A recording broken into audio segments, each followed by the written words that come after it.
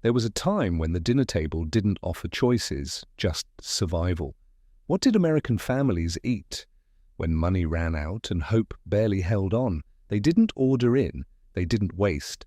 They turned scraps into supper, from toast soaked in bacon grease to oatmeal stretched for dinner 3 nights straight. These 100 poor man meals weren't just food, they were family glue. Today we're opening the pantry of history, one meal at a time, to remember what truly kept America alive.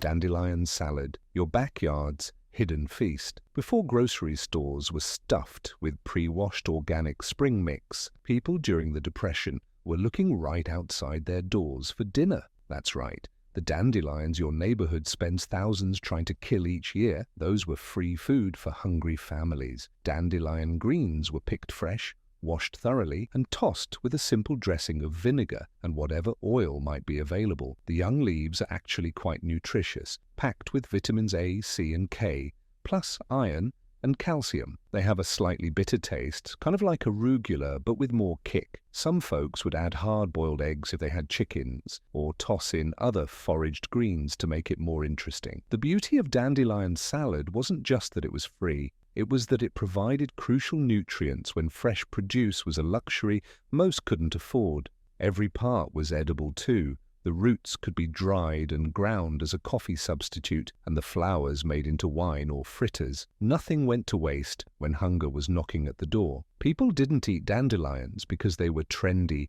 wild-crafted ingredients, like today's fancy restaurants might serve. They ate them because they were literally growing everywhere, and they were free. It's amazing how necessity can turn what we now consider a lawn nuisance into a vital food source. Hoover stew, the presidential soup nobody asked for. Named after President Herbert Hoover, who was widely blamed for the Depression, Hoover stew became a staple in soup kitchens across America.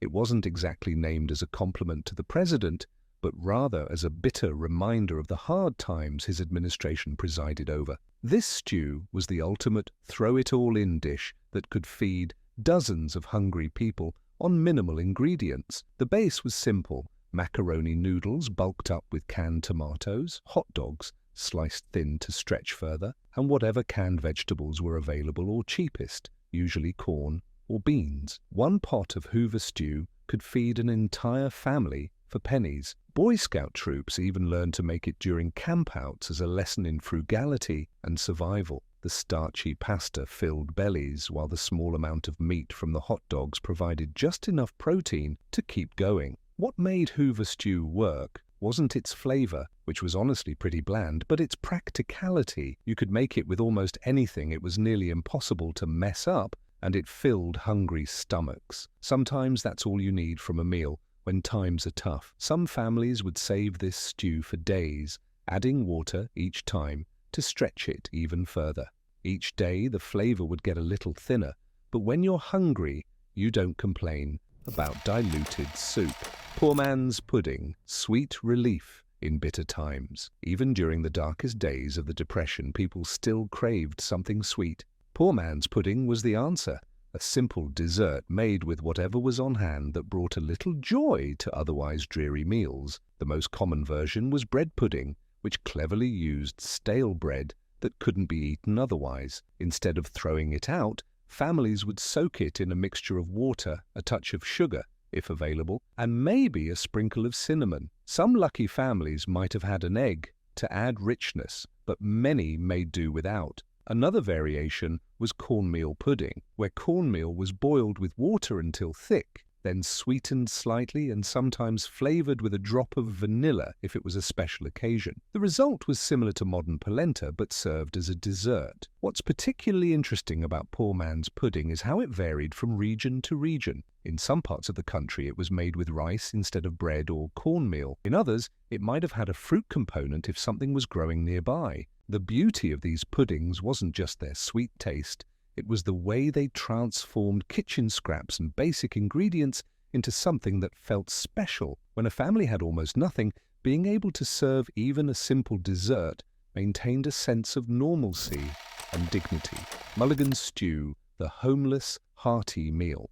Mulligan stew has its roots in hobo camps where homeless men would gather and pool whatever food they had managed to collect or beg for that day. The name supposedly comes from the Irish name Mulligan, though the exact origin story varies depending on who you ask. What made Mulligan stew unique was its community aspect. Men would gather around a shared pot, each contributing what little they had, maybe a potato, a carrot, or a small piece of meat that wasn't quite fresh anymore, but could still be eaten if well cooked. The stew would simmer for hours, tenderizing tough ingredients and blending flavors. The rules were simple: contribute what you could, and you got to eat. Nothing was too humble to add to the pot.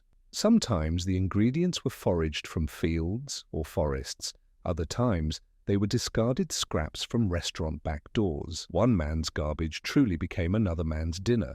Despite its humble origins, Mulligan stew was often surprisingly nutritious and flavorful. The long cooking time drew out every bit of nutrition and taste from the ingredients. Many who lived through the era say that the shared aspect of the meal, the camaraderie of cooking and eating together, was as nourishing as the food itself. Interestingly, variations of Mulligan stew still appear in cookbooks today, though they bear little resemblance to the desperate community meals of the Depression.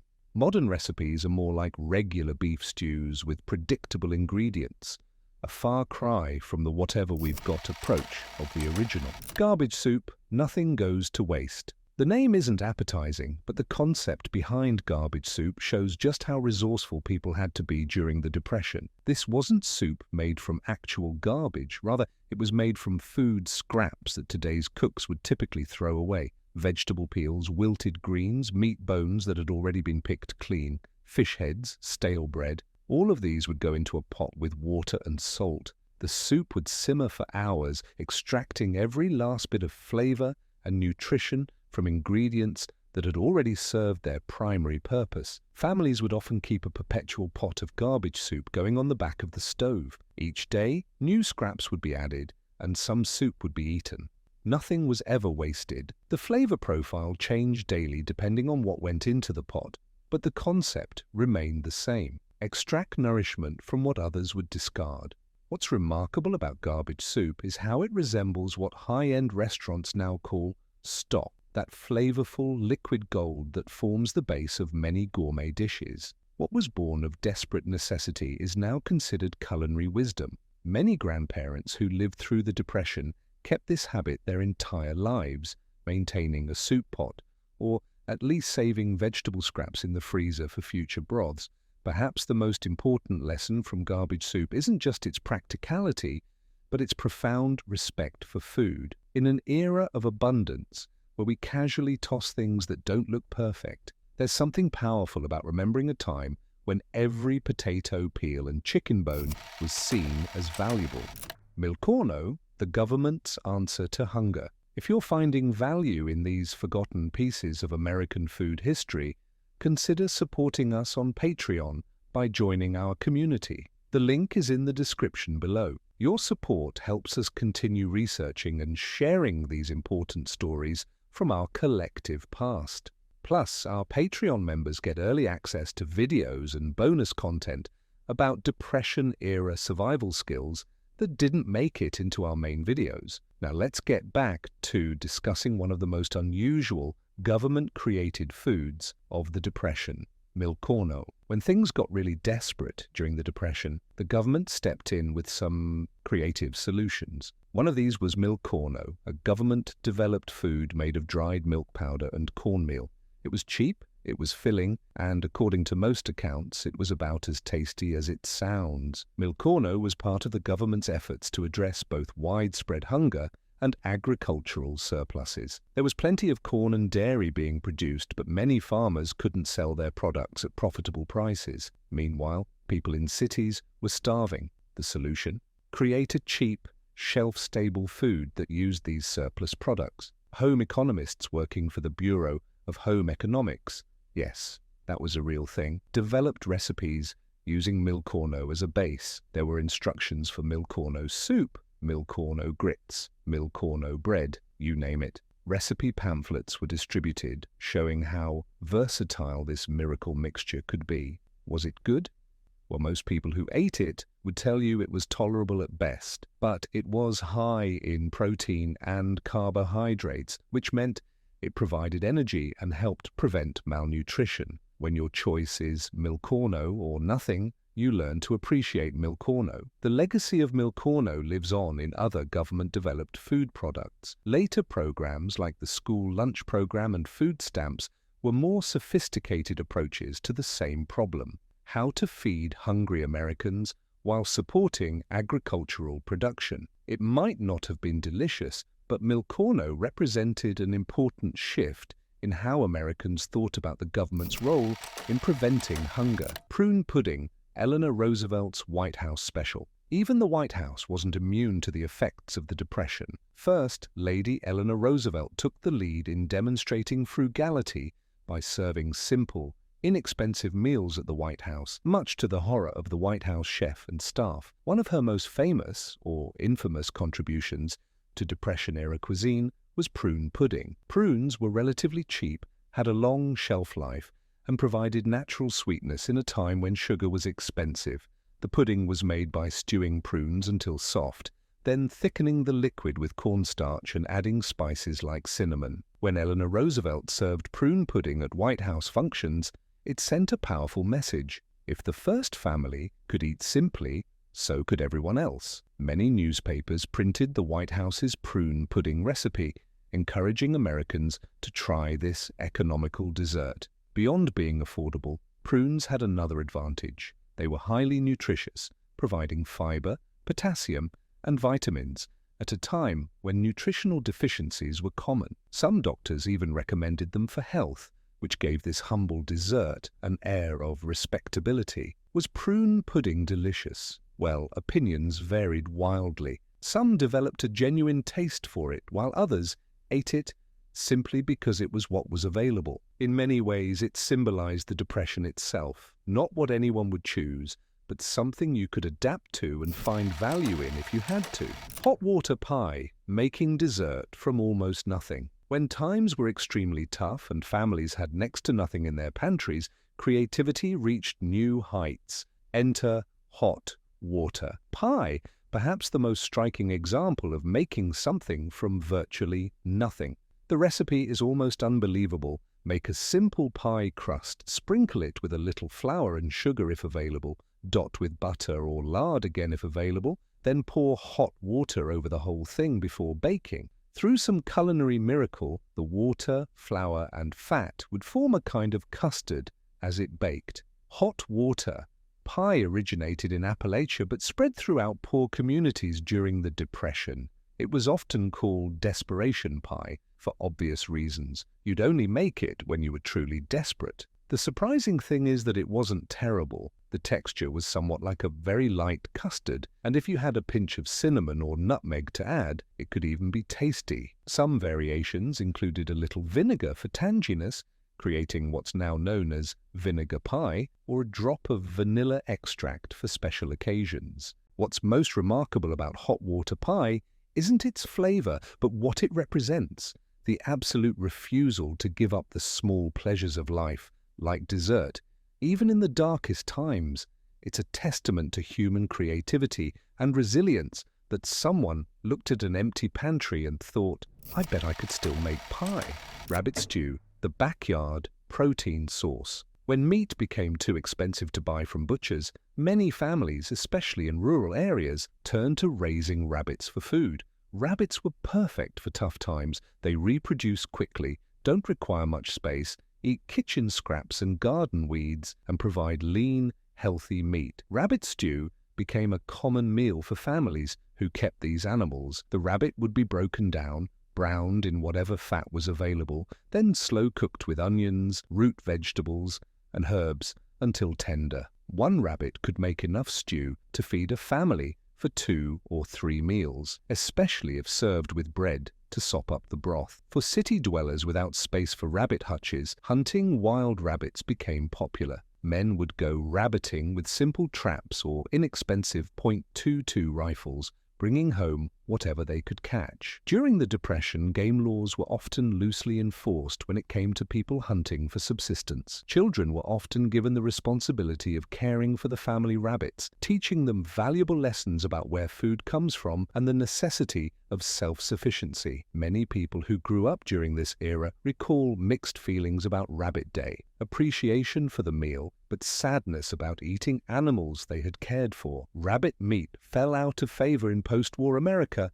as prosperity returned, and beef became the protein of choice. Today, it's considered something of a delicacy in fine dining, but for a generation of Americans, rabbit stew wasn't gourmet food. It was simply what was possible when times were hard. Creamed chipped beef on toast, SOS. This dish became so infamous that it earned its own military acronym, SOS, politely translated as Save Our Stomachs or Same Old Stuff, though soldiers had a more colorful version involving a different S word. Creamed chipped beef on toast consisted of dried salted beef, often sold in jars or small paper packages, that was rehydrated and mixed into a simple white sauce made from flour, fat and milk, then served over toast. The dried beef was relatively inexpensive and had an extremely long shelf life, making it practical for tight budgets. During the Depression, this dish became a go-to for families who couldn't afford fresh meat. Later, it became standard military fare during World War II,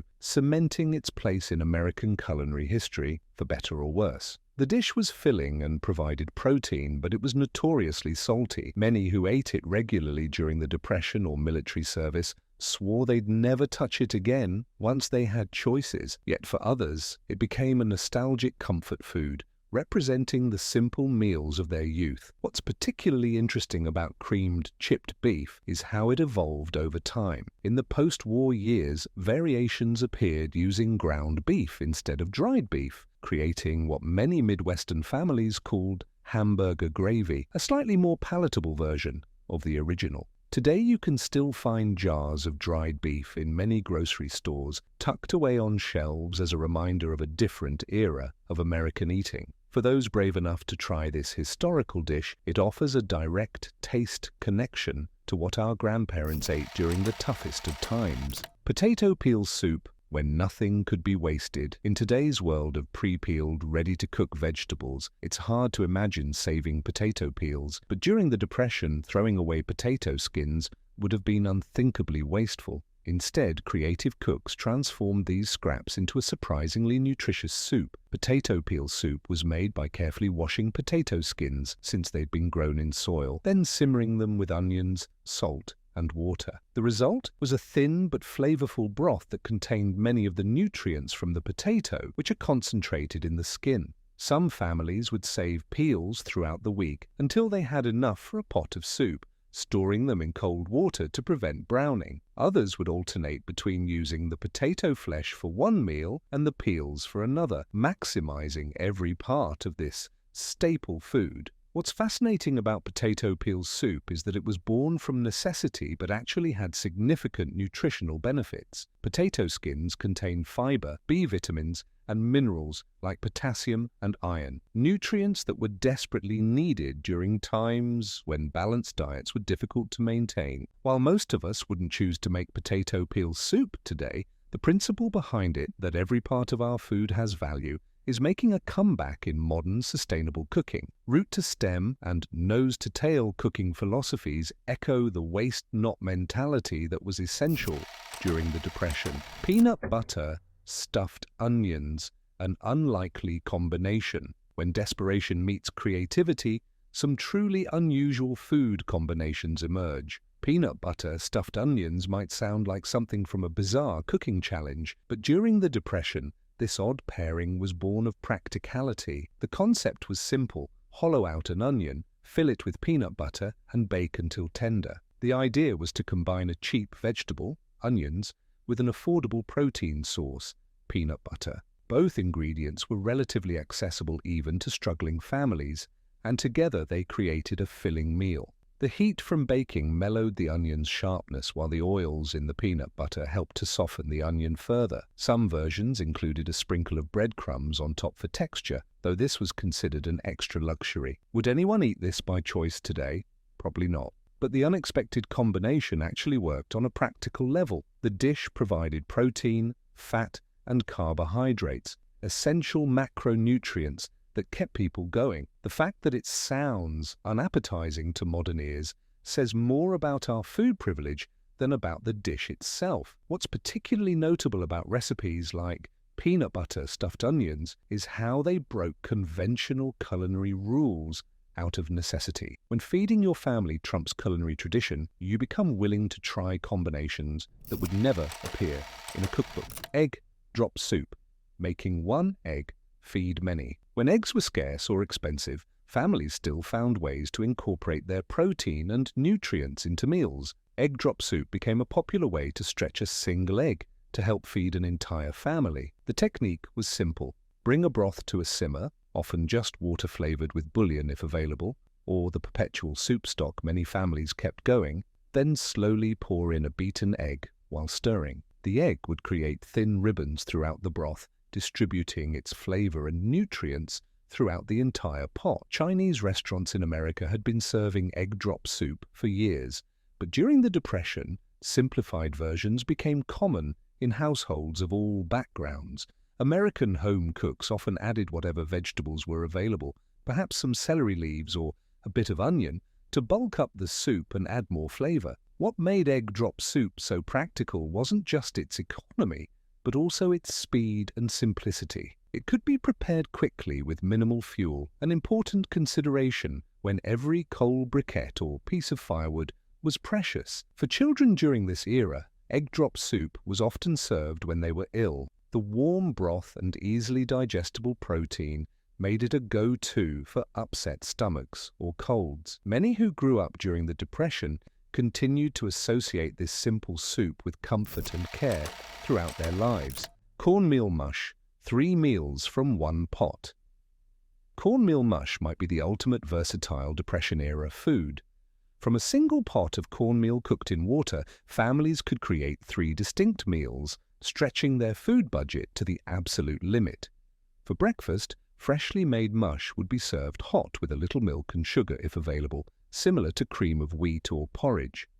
Lunch might feature the same mush but cooled slightly and served with savory additions like salt and pepper, maybe with a small amount of bacon grease for flavor if the family was fortunate. By dinner, the remaining mush would have cooled completely and solidified. It would be sliced and fried in whatever fat was available until crispy on the outside and soft inside. This final transformation, sometimes called fried mush or polenta, was often considered the most delicious iteration. Cornmeal was an ideal staple during hard times because it was inexpensive, had a long shelf life, and contained more nutrients than refined white flour.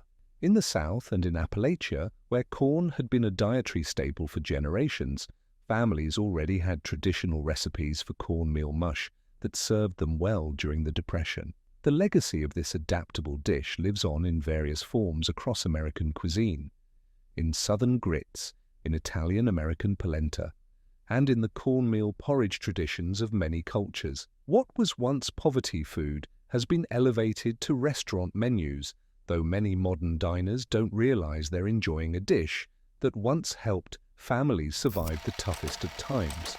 Sugar sandwiches, a child's treat in hard times.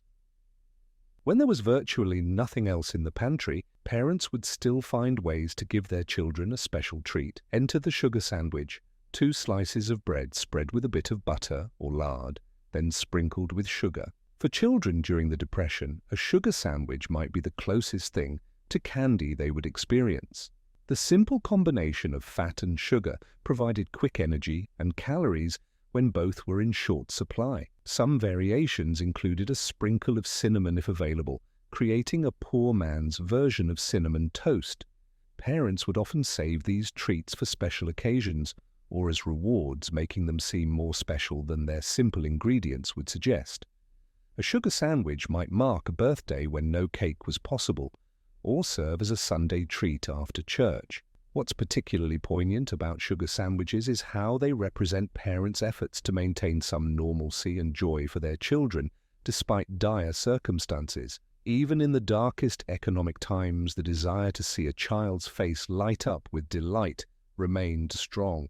Today, such a simple sandwich seems nutritionally questionable at best. But in the context of the Depression, when the primary concern was getting enough calories to survive, sugar sandwiches served an important purpose, both physically and emotionally. Apple butter preserving fall's bounty. When fruit was in season, families would work tirelessly to preserve every bit for the lean months ahead. Apple butter became particularly popular during the Depression because it required minimal added sugar compared to jams or jellies, and it could be made with less than perfect fruit. Making apple butter was an all-day affair that often involved the whole family. Apples would be cooked down slowly for hours until they transformed into a thick, caramelized spread. The natural sugars in the apples would concentrate as moisture evaporated, creating sweetness without requiring much additional sugar. What made apple butter particularly valuable during the Depression was its versatility. It could be spread on bread as a simple treat, used as a sweetener in baked goods, or even served alongside meat or potatoes as a condiment. A jar of apple butter in the pantry meant having a way to add flavor and nutrition to otherwise plain meals throughout winter. The process of making apple butter also created a sense of community. Neighbors would often share equipment like large copper kettles and take turns helping each other process their harvests. These apple butter stirrings became social events that strengthened community bonds during difficult times. Many families who developed apple butter making skills during the Depression continued the tradition long after economic recovery, passing down recipes and techniques through generations. Today, those same recipes are cherished family heirlooms that connect modern Americans to their resilient ancestors. Red-eye gravy, making the most of coffee grounds. Coffee was precious during the Depression, and families would often reuse coffee grounds multiple times before discarding them. Red-eye gravy represents the ultimate in coffee conservation, a way to extract every last bit of flavor from used grounds while creating a tasty sauce for breakfast. The technique was ingeniously simple. After frying ham or bacon in a skillet, add the day's used coffee grounds and a small amount of water to the pan. The coffee would mix with the meat drippings, creating a thin, flavorful gravy with a distinctive reddish-brown color. Red-eye gravy was typically served over grits or biscuits, turning a simple breakfast into something more substantial and flavorful. The slight bitterness of the coffee complemented the saltiness of the pork, creating a surprisingly sophisticated flavor profile from humble ingredients.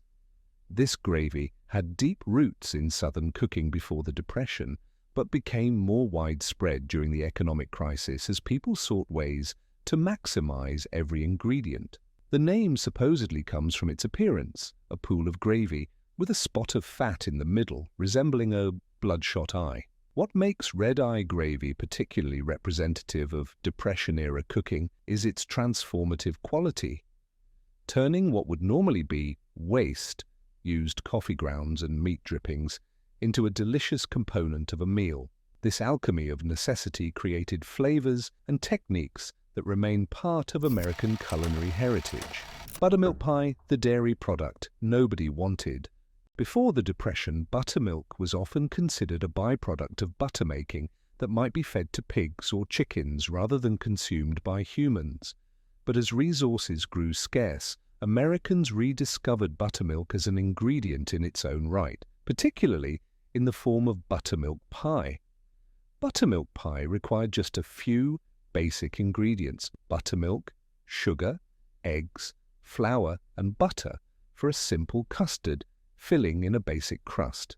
The tangy buttermilk created a complex flavor that belied the dessert's simple ingredients. For families who kept a cow, this pie made use of every part of the milk production process.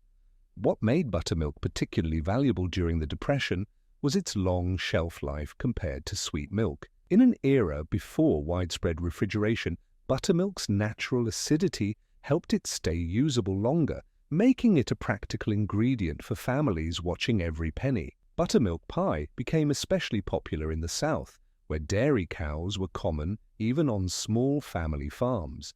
It represented the kind of thrifty cooking that turned formerly discarded ingredients into centerpiece dishes, a hallmark of Depression-era food culture.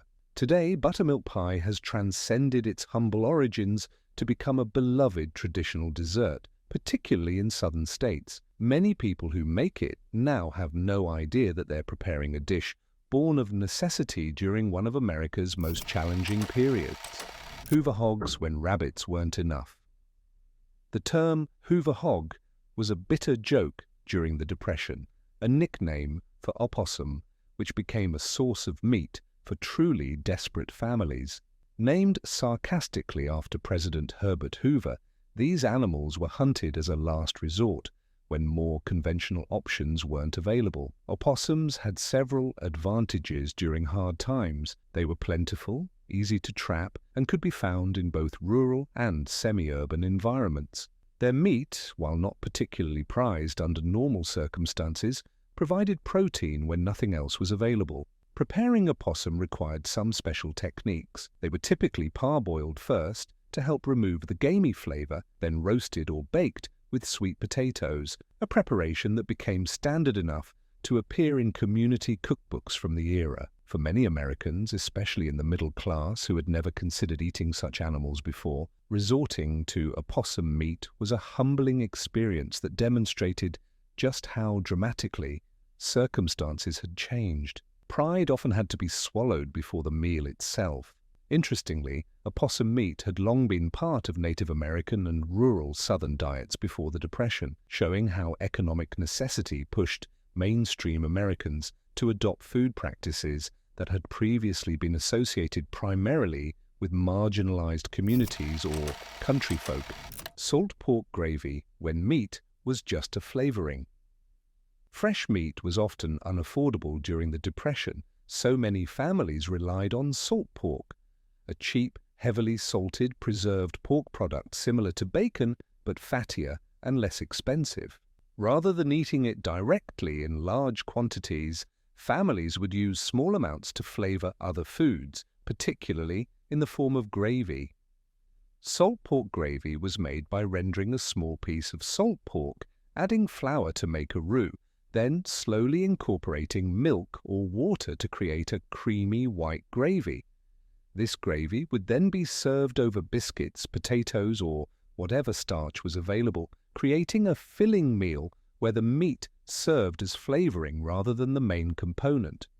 What made salt pork particularly useful during the Depression was its long shelf life and relatively low cost.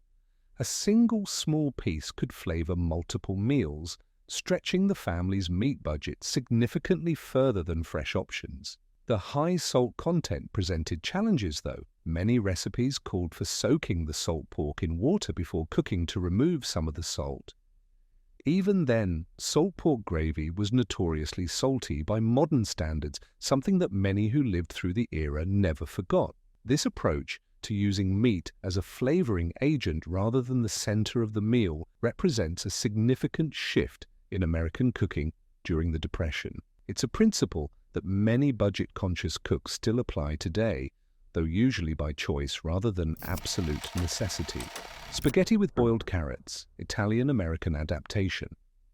Italian-American communities faced unique challenges during the Depression. Many families were recent immigrants who had brought their culinary traditions with them, only to find that ingredients for authentic Italian dishes were either unavailable or too expensive. One adaptation that emerged was serving pasta with boiled carrots and a minimal tomato sauce. The carrots provided sweetness, color, and bulk to the dish when proper ingredients for traditional sauces were out of reach. Sometimes the carrots would be mashed slightly to create a thicker sauce-like consistency when mixed with a small amount of tomato. This adaptation reflected the reality that many immigrant families faced, maintaining cultural connections through food while adapting to economic constraints. Pasta itself was relatively economical, making it a staple even when traditional accompaniments weren't possible. What's particularly interesting about dishes like spaghetti with boiled carrots is how they represent a transitional moment in American food history. These necessary adaptations sometimes became permanent parts of American Italian cuisine, creating new traditions that differed from both the old country and pre-Depression American cooking. For many Italian-American families, these adapted recipes became part of their culinary heritage, passed down through generations even after prosperity returned. They serve as edible reminders of how immigrant communities maintained their cultural identity while adapting to the harshest economic circumstances. Mock apple pie, the dessert deception.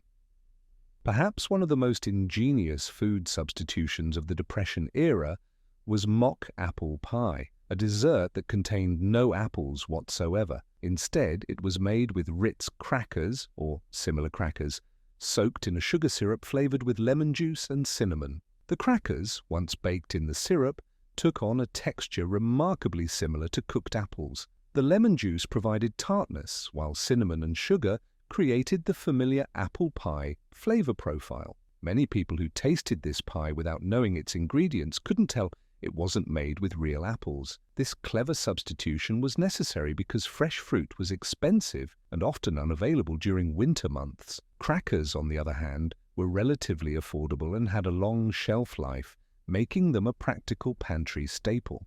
The recipe became so popular that Nabisco actually printed it on Ritz cracker boxes, where it remained for decades after the Depression ended. For many Americans, mock apple pie wasn't just a Depression-era necessity, but became a beloved recipe in its own right.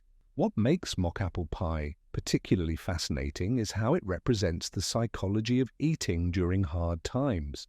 People craved familiar comfort foods, and creative cooks found ways to recreate those experiences even when traditional ingredients were out of reach. The desire for normalcy and small pleasures drove remarkable culinary innovation. Chipped beef gravy, the military staple. Similar to creamed chipped beef on toast, chipped beef gravy became a staple both in civilian households during the Depression and later for military personnel during World War II. The primary difference was that the gravy version was typically thinner and designed to be served over potatoes rather than toast. Dried beef was ideal for tough economic times because it was affordable and shelf-stable. A small amount could flavor a large batch of gravy, providing the illusion of a meat-centric meal while actually using very little animal protein. The dish was easy to scale up for large groups, which made it practical for feeding big families or communal groups. This scalability also explains why it became standard in military mess halls, where cooks needed to efficiently feed large numbers of people with shelf-stable ingredients. Many Americans who either lived through the Depression or served in the military developed a love-hate relationship with this dish. While some couldn't stand to look at it after their experiences, others developed a nostalgic attachment to it as a reminder of a significant time in their lives. Today, chipped beef gravy has largely disappeared from American tables, though it occasionally appears on diner menus as a breakfast option. Its legacy lives on primarily in military lore and in the memories of those who experienced the Depression firsthand. Depression cake, no eggs, milk, or butter. Also known as wacky cake or war cake, Depression cake was an ingenious solution to the shortage of dairy products and eggs. This chocolate cake required none of these traditional baking ingredients, yet still produced a moist, delicious dessert that became a favorite during hard times. The secret to Depression cake was in its chemistry. Instead of eggs and butter, the cake used vegetable oil for fat and vinegar, combined with baking soda to create the reaction that would normally come from eggs. The result was surprisingly light and fluffy. Depression cake proved that celebration was possible even in the darkest times. Birthdays, anniversaries, and holidays still came during the Depression, and families found ways to mark these occasions despite their circumstances. Having a cake recipe that didn't require expensive or rationed ingredients was invaluable for maintaining these important rituals. The chocolate version of Depression cake was particularly popular, using cocoa powder rather than chocolate bars for flavor. Some variations used coffee to enhance the chocolate flavor, while others were spiced versions more similar to gingerbread. What's particularly notable about depression cake is its staying power. The recipe continued to be popular during World War II, when rationing again made traditional baking challenging. Many family cookbooks still include this recipe, valued both for its historical significance and because it happens to be accidentally vegan, making it relevant for modern dietary preferences. Creamed corn, making the most of summer's harvest. When corn was in season during summer months, families would go to great lengths to preserve every kernel for the winter ahead. Creamed corn became a popular way to store this nutritional powerhouse in home-canned jars. Unlike whole kernel corn, creamed corn made use of the milk scraped from the cob after the kernels were removed. This starchy, sweet liquid added body and flavor to the preserved corn, making it seem richer than it was. The technique maximized the yield from each precious ear of corn. During winter months, a jar of home-canned creamed corn could transform plain cornbread into a more substantial meal, or add sweetness and nutrition to an otherwise sparse soup. For many rural families who grew their own corn, these jars represented food security through the lean months. The tradition of making and preserving creamed corn became firmly established during the Depression and continued for generations afterward. Many grandparents who lived through those years continued putting up creamed corn every summer long after it was strictly necessary, valuing both the superior flavor and the self-reliance it represented. Today's commercially canned creamed corn bears little resemblance to the homemade version from the Depression era. The modern version often contains added sugar and thickeners, while the original was simply corn maximized to its fullest potential, a testament to the waste not mentality of the time. Bread pudding, resurrection for stale bread. When bread went stale during the Depression, it didn't go to waste. It transformed into bread pudding. This simple dessert turned an otherwise unusable food item into a comforting treat that could feed an entire family. The basic recipe involved tearing stale bread into pieces, soaking it in a mixture of water, sugar, and whatever spices were available, then baking until set. Eggs and milk would be added if available, but many Depression-era recipes made do without them. What made bread pudding particularly valuable during hard times was its flexibility. It could accommodate almost any kind of bread, from white sandwich bread to cornbread to leftover biscuits.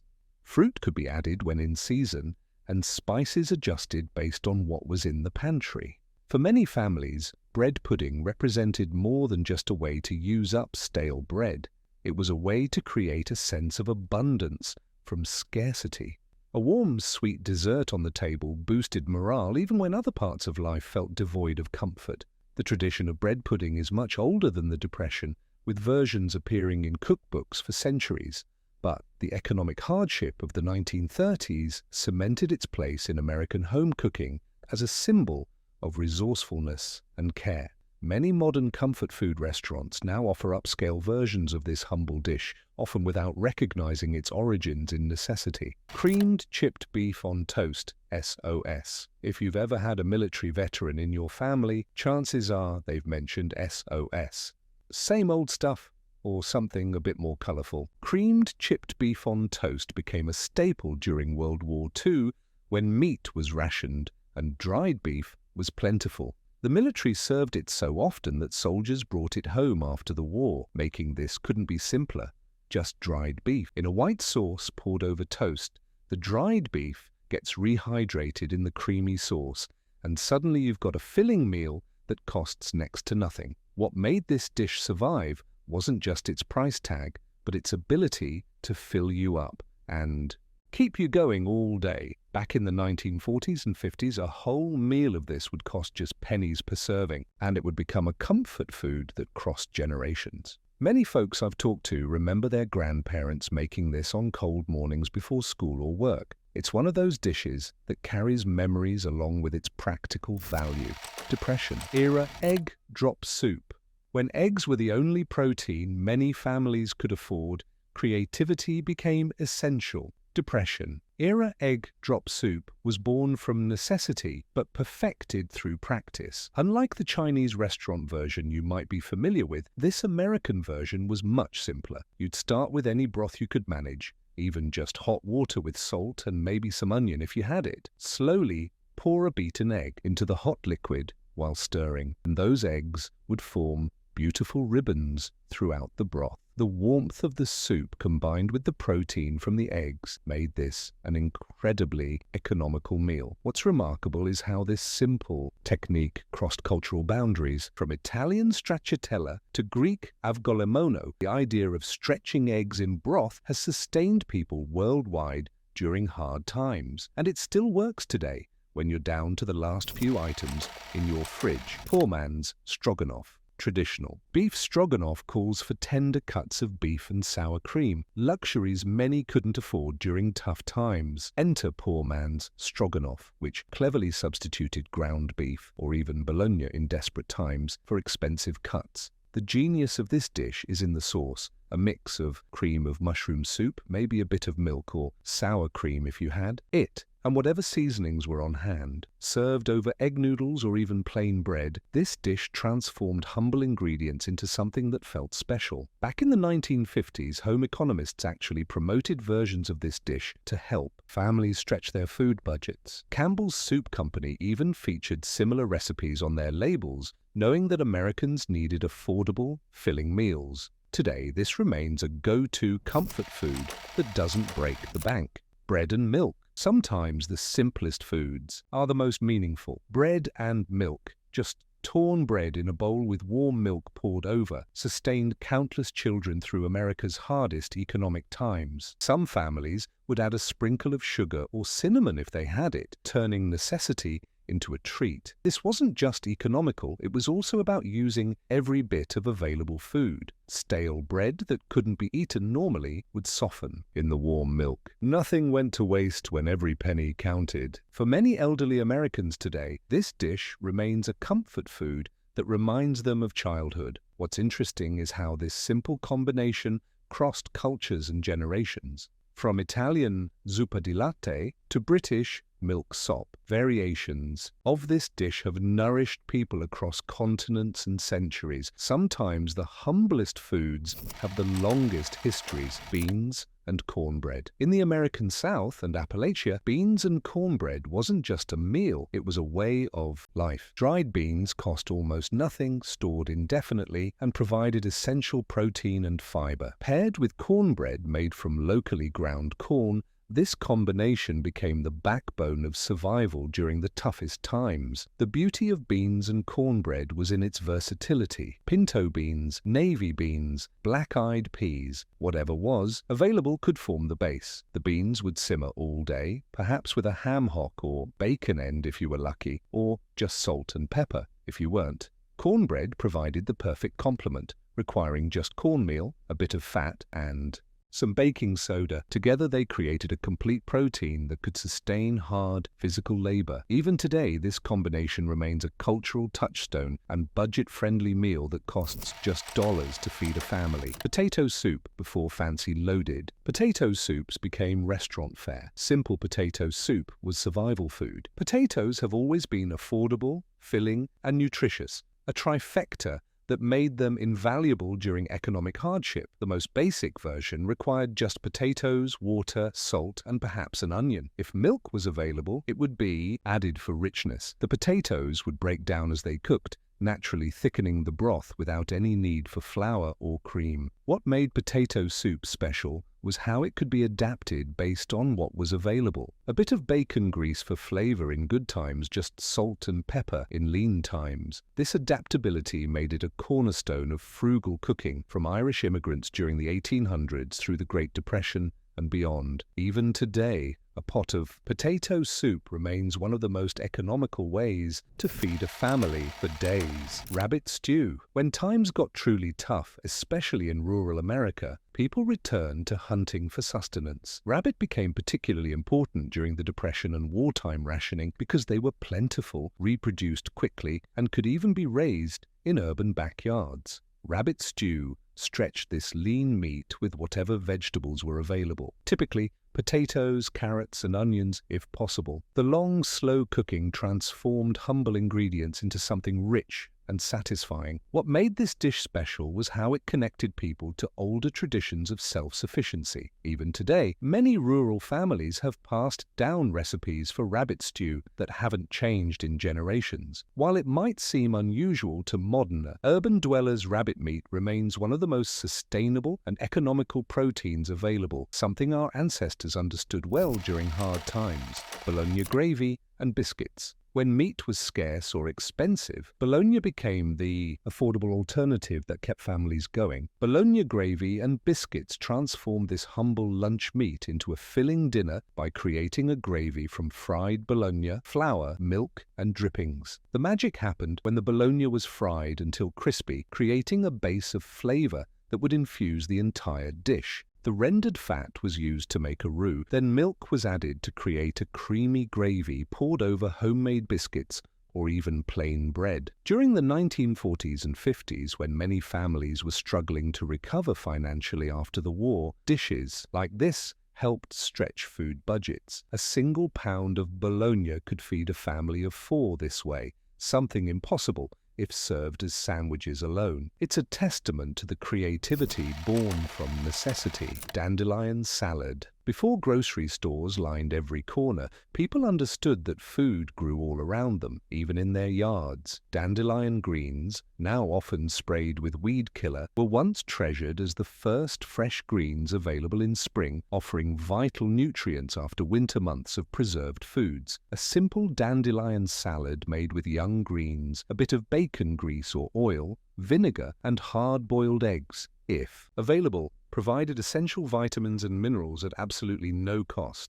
Parents would send children out to gather these greens, teaching them to identify the plants and select the best leaves. What's remarkable is the nutritional profile of these weeds. Dandelion greens contain more vitamin A than carrots and more vitamin C than tomatoes. During the Depression and periods of wartime rationing, this free food source quite literally kept people healthy when fresh vegetables were unaffordable luxuries. Hot water pie, sometimes called depression pie or vinegar pie, this remarkable dessert emerged when traditional pie ingredients were unavailable or too expensive. The filling was created from a careful balance of water, sugar, flour, and vinegar, with spices if available, cooked until it thickened and poured into a simple crust. The marvel of this pie was how it created something from almost nothing. The vinegar provided acidity that would normally come from fruit, while careful cooking created a texture similar to custard. In a time when treats were rare, this pie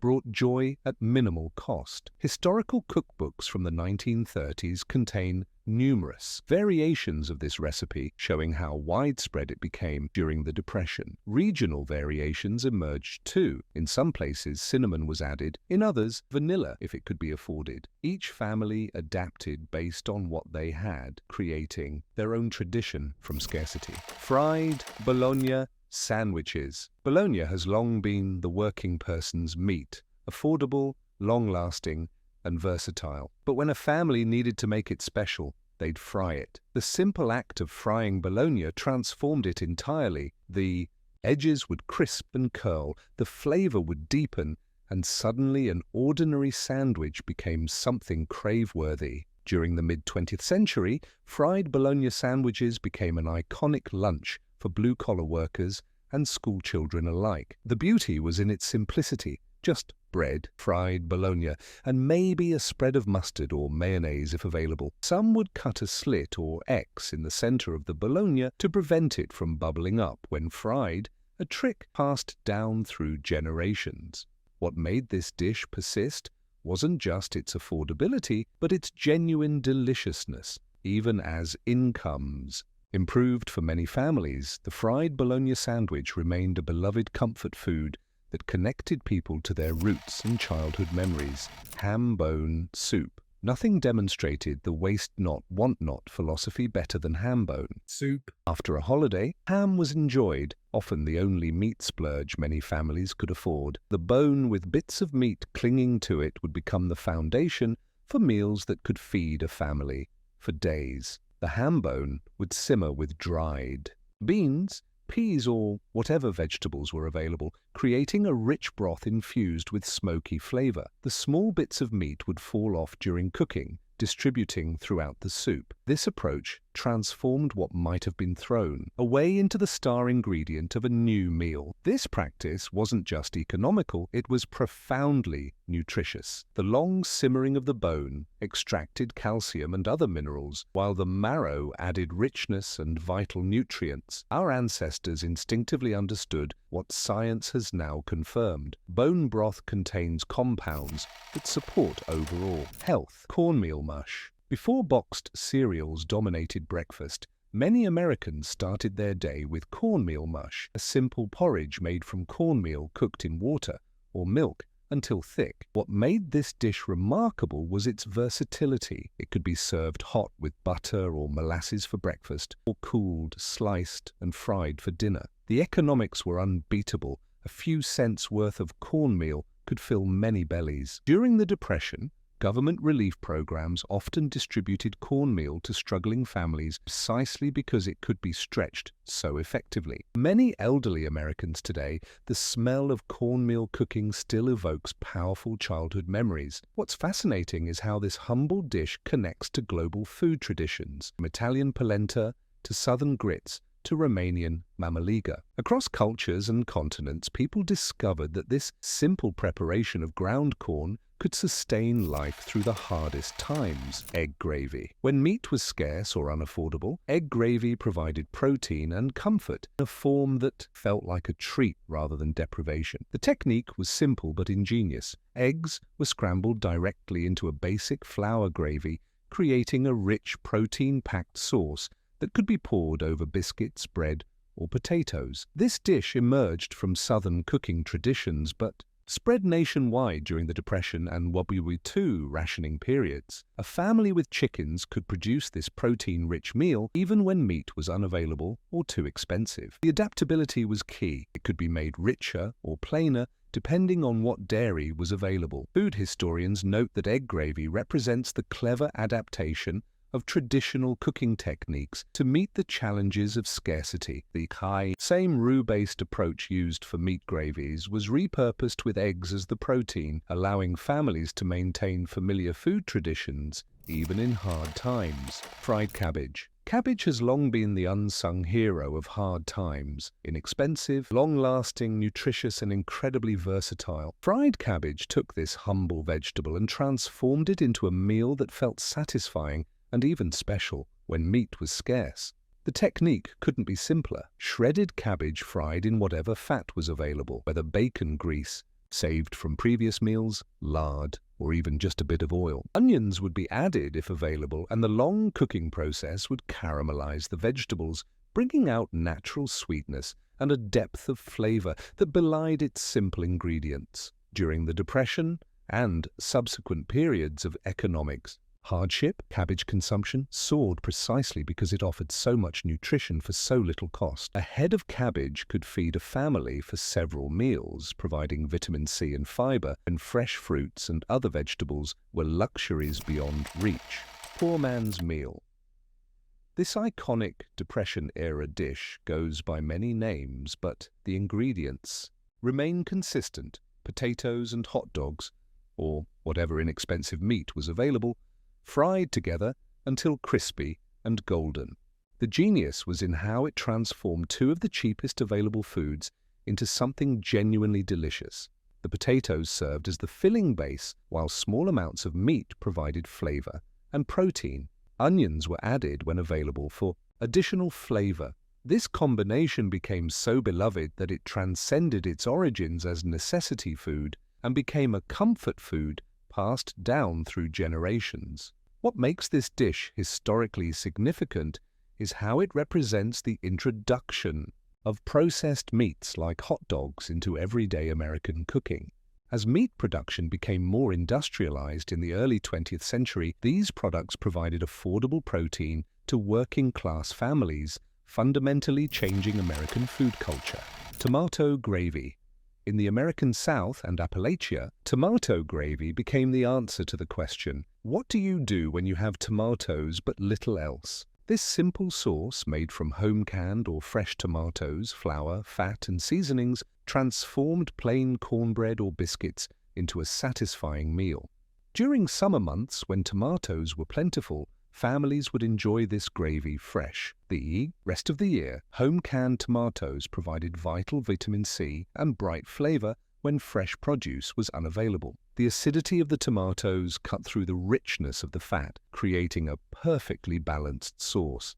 This dish represents the remarkable regional food knowledge that developed in isolated communities, particularly in Appalachia, where geography, limited access to grocery stores, and outside influences. Recipes were rarely written down but passed through demonstration from mother to daughter, preserving cultural food knowledge through generations of economic challenges. Bread pudding. Bread pudding exemplifies the core philosophy of hard times cooking. Never waste a single crumb. Stale bread that might otherwise be thrown away was transformed into a comforting dessert by soaking it in a simple custard of eggs, milk, sugar, and cinnamon if available. What made bread pudding special was how it could elevate leftover bread into something that felt like a treat. During the Depression and wartime rationing, desserts were rare luxuries, so the ability to create something sweet from leftovers was particularly valued. The dish could be adapted endlessly based on what was available, raisins or dried fruit. Added when possible, vanilla if it could be afforded. Notably, bread pudding crossed class boundaries. While poor families made it from necessity, it also appeared on the tables of the wealthy as a traditional comfort food. This culinary democracy made it less stigmatized than some other poverty foods, allowing it to persist in American cooking even as economic conditions improved. Creamed peas on toast. Vegetables preserved in creative ways were essential during pre-refrigeration days and economic downturns. Creamed peas on toast made the most of either fresh peas in season or, more commonly, canned or dried peas during winter months, transforming them into a meal by combining them with a simple white sauce. The white sauce, just flour, fat, and milk, created both richness and volume, making a small amount of peas feel substantially more filling. Served over toast, it became a complete meal that provided vegetables, dairy, and grain in one simple dish. During W2 rationing, government pamphlets actually promoted this dish as a way to create satisfying meals with limited ingredients. What's particularly interesting about this dish is how it represented the increasing importance of canned vegetables in American diets during the early 20th century. Canning technology had made previously seasonal vegetables available year-round, changing how Americans ate and helping families survive when fresh food was unaffordable or unavailable. Milk toast. Before modern medicine, there were home remedies passed down through generations. Milk toast was both economical everyday food and a traditional remedy for illness, gentle on the stomach, but nourishing enough to help recovery. The simple combination of buttered toast in warm, sweetened milk provided easy-to-digest nutrition. For many elderly Americans, this dish conjures memories of being cared for during childhood illnesses. Beyond its practical benefits, milk toast represents the nurturing aspect of food traditions, how certain dishes become associated with comfort and care during difficult times. Cultural references to milk toast appear throughout American literature and film from the early 20th century, showing how embedded it was in daily life. The term milk toast to describe a timid person actually derives from this dish, perceived as bland and inoffensive, though those who grew up with it might disagree with that characterization. Hobo stew. Born from necessity during the Great Depression, hobo stew represents the ultimate in adaptable cooking, using whatever ingredients were available to create a filling, nutritious, one-pot meal. Named after the transient workers who perfected this approach, the stew typically combined small amounts of meat, if available, with any vegetables that could be found, foraged, or grown. The defining characteristic wasn't specific ingredients, but the technique, everything cooked together in a single pot, often over an open fire, until flavors melded and even tough ingredients became tender. This approach required minimal equipment, perfect for those without permanent kitchens during the hardest years of the Depression. What makes hobo stew historically significant is how it represents the massive population displacement during the 1930s, when unemployment sent thousands of people on the road looking for work. These traveling job seekers developed cooking techniques that required minimal equipment and could utilize whatever ingredients were available or affordable in different regions. Potato pancakes. Across European immigrant communities in America, potato pancakes became a go-to meal when meat was unaffordable. From Jewish latkes to German Kartoffelpuffer to Irish boxty, variations of this dish sustained families through countless economic downturns. The brilliance of potato pancakes lies in their simplicity: grated potatoes mixed with just enough flour and egg to bind them, then fried until crispy. The high starch content of potatoes creates a naturally satisfying texture, while the crispy exterior makes them feel special despite their humble ingredients. During the Depression and subsequent hard times, potato pancakes allowed families to serve filling meals without meat several times a week. Records show that potato consumption increased dramatically during economic downturns precisely because recipes like this transformed the affordable vegetable into meals that felt complete and satisfying. Water pie, perhaps no recipe better, demonstrates human creativity in the face of scarcity than water pie. When fruit and other traditional pie fillings were unaffordable luxuries, inventive cooks created a silky, custard-like pie using water as the primary ingredient, along with sugar, flour, butter, and vanilla if available. The science behind this pie is fascinating. The combination of sugar, butter, and flour creates a thickened filling during baking that mimics the texture of more expensive ingredients. Depression-era cookbook collections contain numerous variations of this recipe, showing how widely it was adopted during the 1930s. What makes water pie particularly remarkable is how it represents the psychological aspect of cooking during hard times, the determination to create moments of normalcy and small pleasures, even when ingredients were severely limited. Having dessert, even one made primarily from water, maintained family traditions and provided comfort during extraordinarily difficult circumstances. Bean sandwiches. When meat for sandwiches was unaffordable, bean sandwiches provided protein and substance in a portable form. Usually made with mashed beans, whatever variety was available, seasoned simply and spread between bread, these sandwiches became common lunch fare during the Depression and subsequent periods of economic hardship.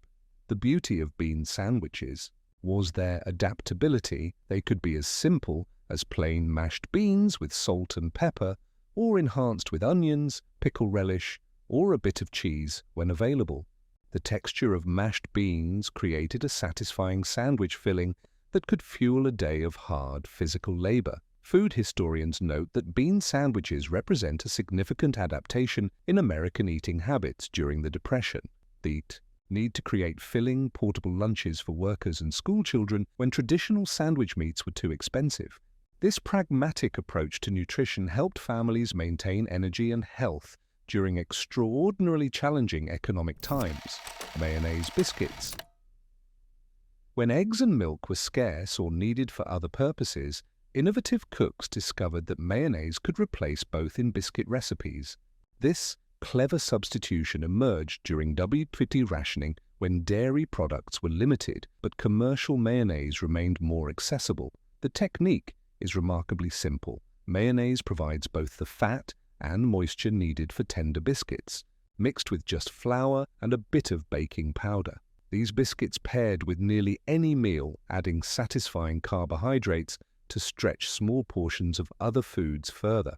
What makes this recipe historically significant is how it represents the increasing role of commercial products in home cooking during the mid-20th century. Victory Garden sandwich. You know what really kept America going during those tough wartime years? The Victory Garden sandwich. Now, this wasn't your regular sandwich. This was pure American creativity at work. Imagine opening your lunch pail to find slices of bread hugging the freshest vegetables you could get because you grew them yourself. That's right, those victory gardens weren't just for show. Every morning, folks would head out to their backyard gardens, picking crisp lettuce leaves, pulling up crunchy radishes, and gathering sweet carrots. The bread, that was precious, rationed to 2 slices per person per meal.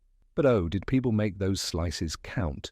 A thin spread of homemade mayo, whipped up from carefully rationed eggs, made everything come together perfectly.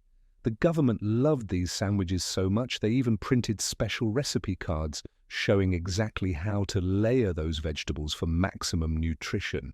At just pennies per serving, these sandwiches weren't just lunch. They were a patriotic duty served between 2 slices of bread, egg salad spread. Speaking of making the most of garden vegetables, here's something that'll really show you how creative people got. Egg salad spread. But hold on, this wasn't your grandma's modern egg salad.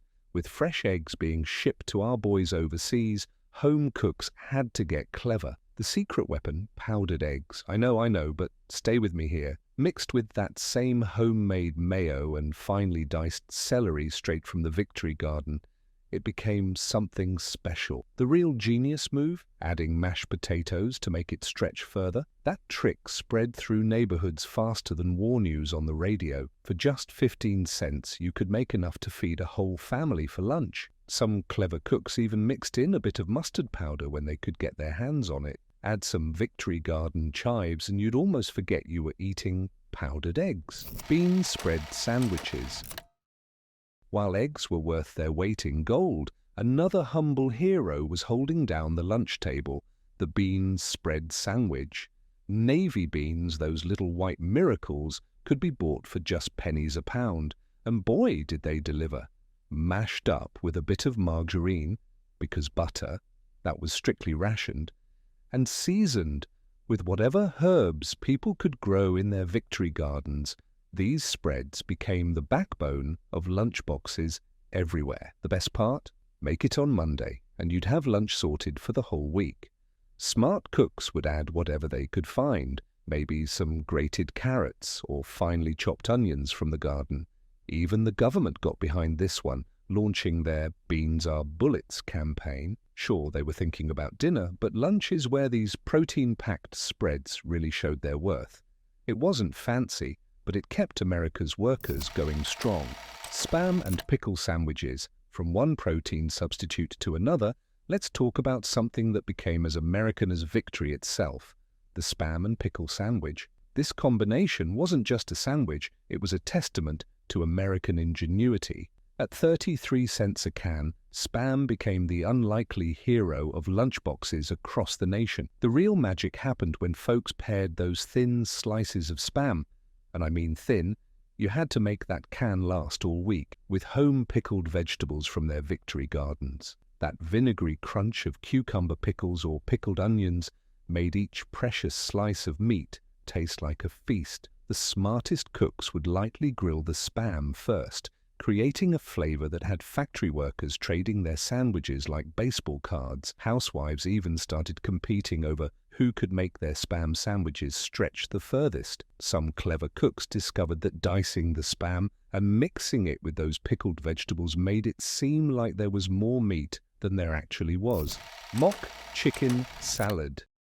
If Spam wasn't your style, here's something that might surprise you. Mock chicken salad. Now, before you start wondering where they got the chicken, let me tell you there wasn't any. This was American creativity at its finest, using nothing but lima beans as the star of the show. These creamy white beans were cooked until tender, then mashed just right to mimic the texture of shredded chicken. Mixed with crisp celery and onions from the Victory Garden, and bound together with precious homemade mayo, it fooled more than a few lunch guests. The secret?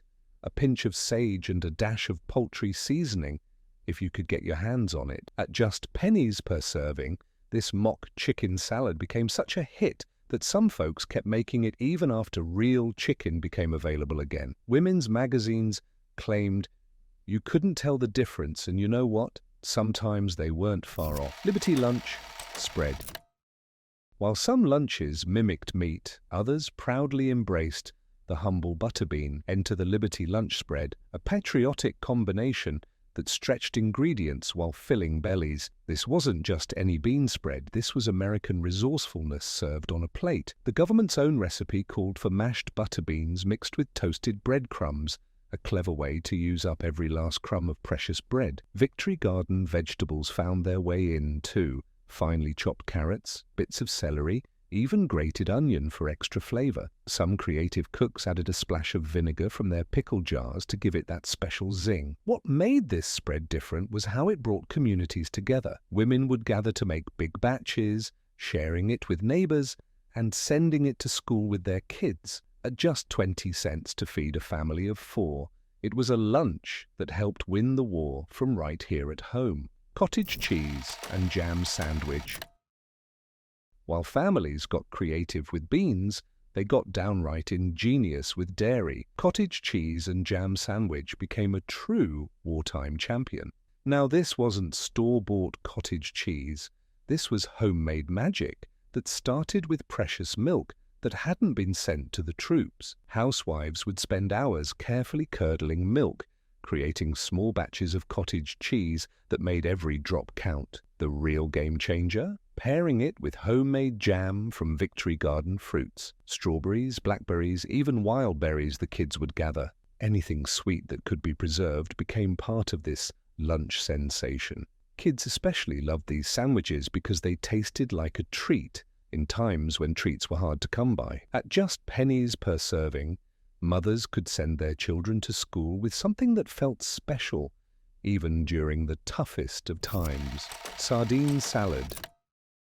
Speaking of dairy alternatives, let's dive into something that came straight from the sea to America's lunch tables: sardine salad. These little fish were a wartime blessing, packed with protein and costing just 15 cents a can. But it's what creative cooks did with them that really made history.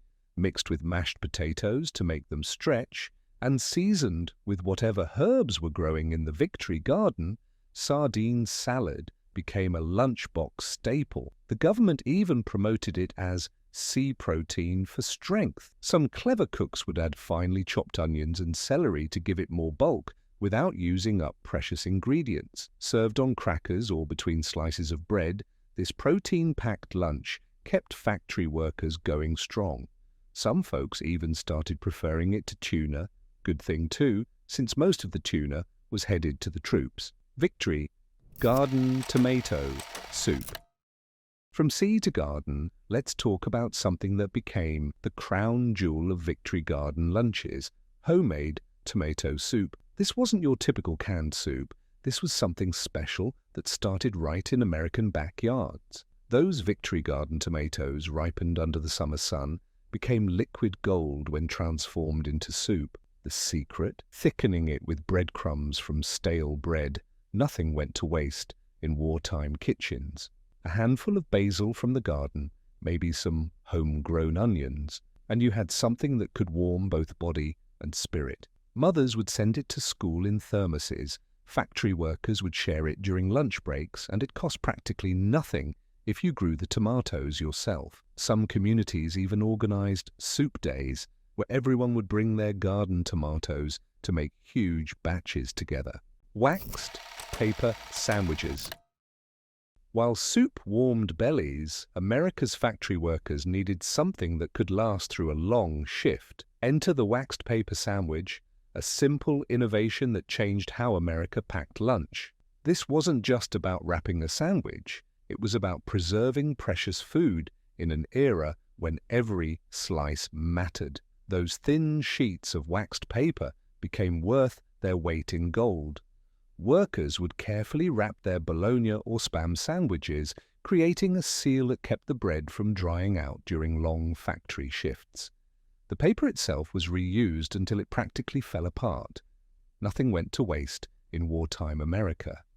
The real trick was in the folding, a special technique passed from worker to worker, 3 precise folds on each side, then tucked just so.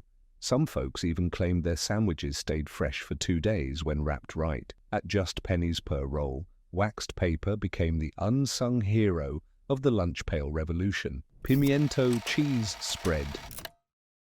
From factory lunches to home, let's talk about something that brought a touch of luxury to wartime tables. Pimiento cheese spread. Now, with cheese strictly rationed, this wasn't your typical southern comfort food. This was wartime ingenuity at its finest. Precious cheese rations were carefully grated and mixed with home-canned pimientos from Victory Gardens. The secret to making it stretch? Mashed potatoes. Again, those versatile spuds came to the rescue. Some clever cooks even added a touch of paprika for color when pimientos were scarce. At 45 cents per pound of cheese, every shred had to count. Women's magazines shared tips for stretching this spread even further, mixing in finely chopped celery, adding a dash of vinegar for tang, or spreading it whisper thin on homemade crackers. It became so popular that factory workers would trade their sandwich halves just to get a taste. Mock tuna salad. While cheese was precious, the shortage of tuna led to one of the most creative lunch solutions of the war, mock tuna salad. With real tuna being sent to feed the troops, home cooks turned to an unlikely hero, the humble chickpea. And let me tell you, they worked some serious kitchen magic with these little legumes. Cooked chickpeas mashed just right and mixed with crisp celery and onions from the Victory Garden could fool even the most discerning lunch crowd. The secret was in the seasoning, a pinch of celery salt when you could get it, and some folks even added a drop of fish oil for that authentic ocean flavor. At just 10 cents per pound of dried chickpeas, it was a fraction of the cost of real tuna. Neighborhood cooking circles would gather to make big batches, sharing tips on how to get the texture just right. Some women even claimed their husbands preferred it to the real thing, though maybe they were just being patriotic. Bread and gravy. From ocean substitutes, let's dive into something that truly shows how nothing went to waste in wartime America.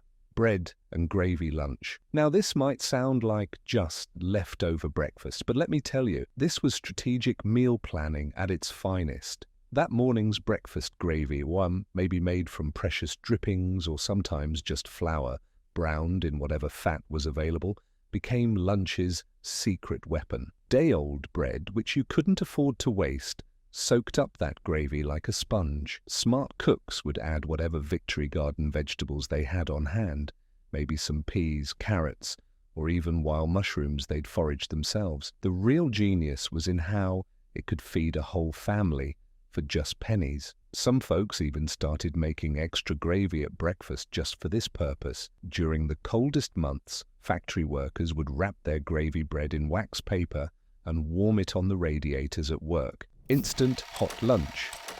American chop suey. Speaking of stretching breads, here's something that became a school lunch sensation. American chop suey.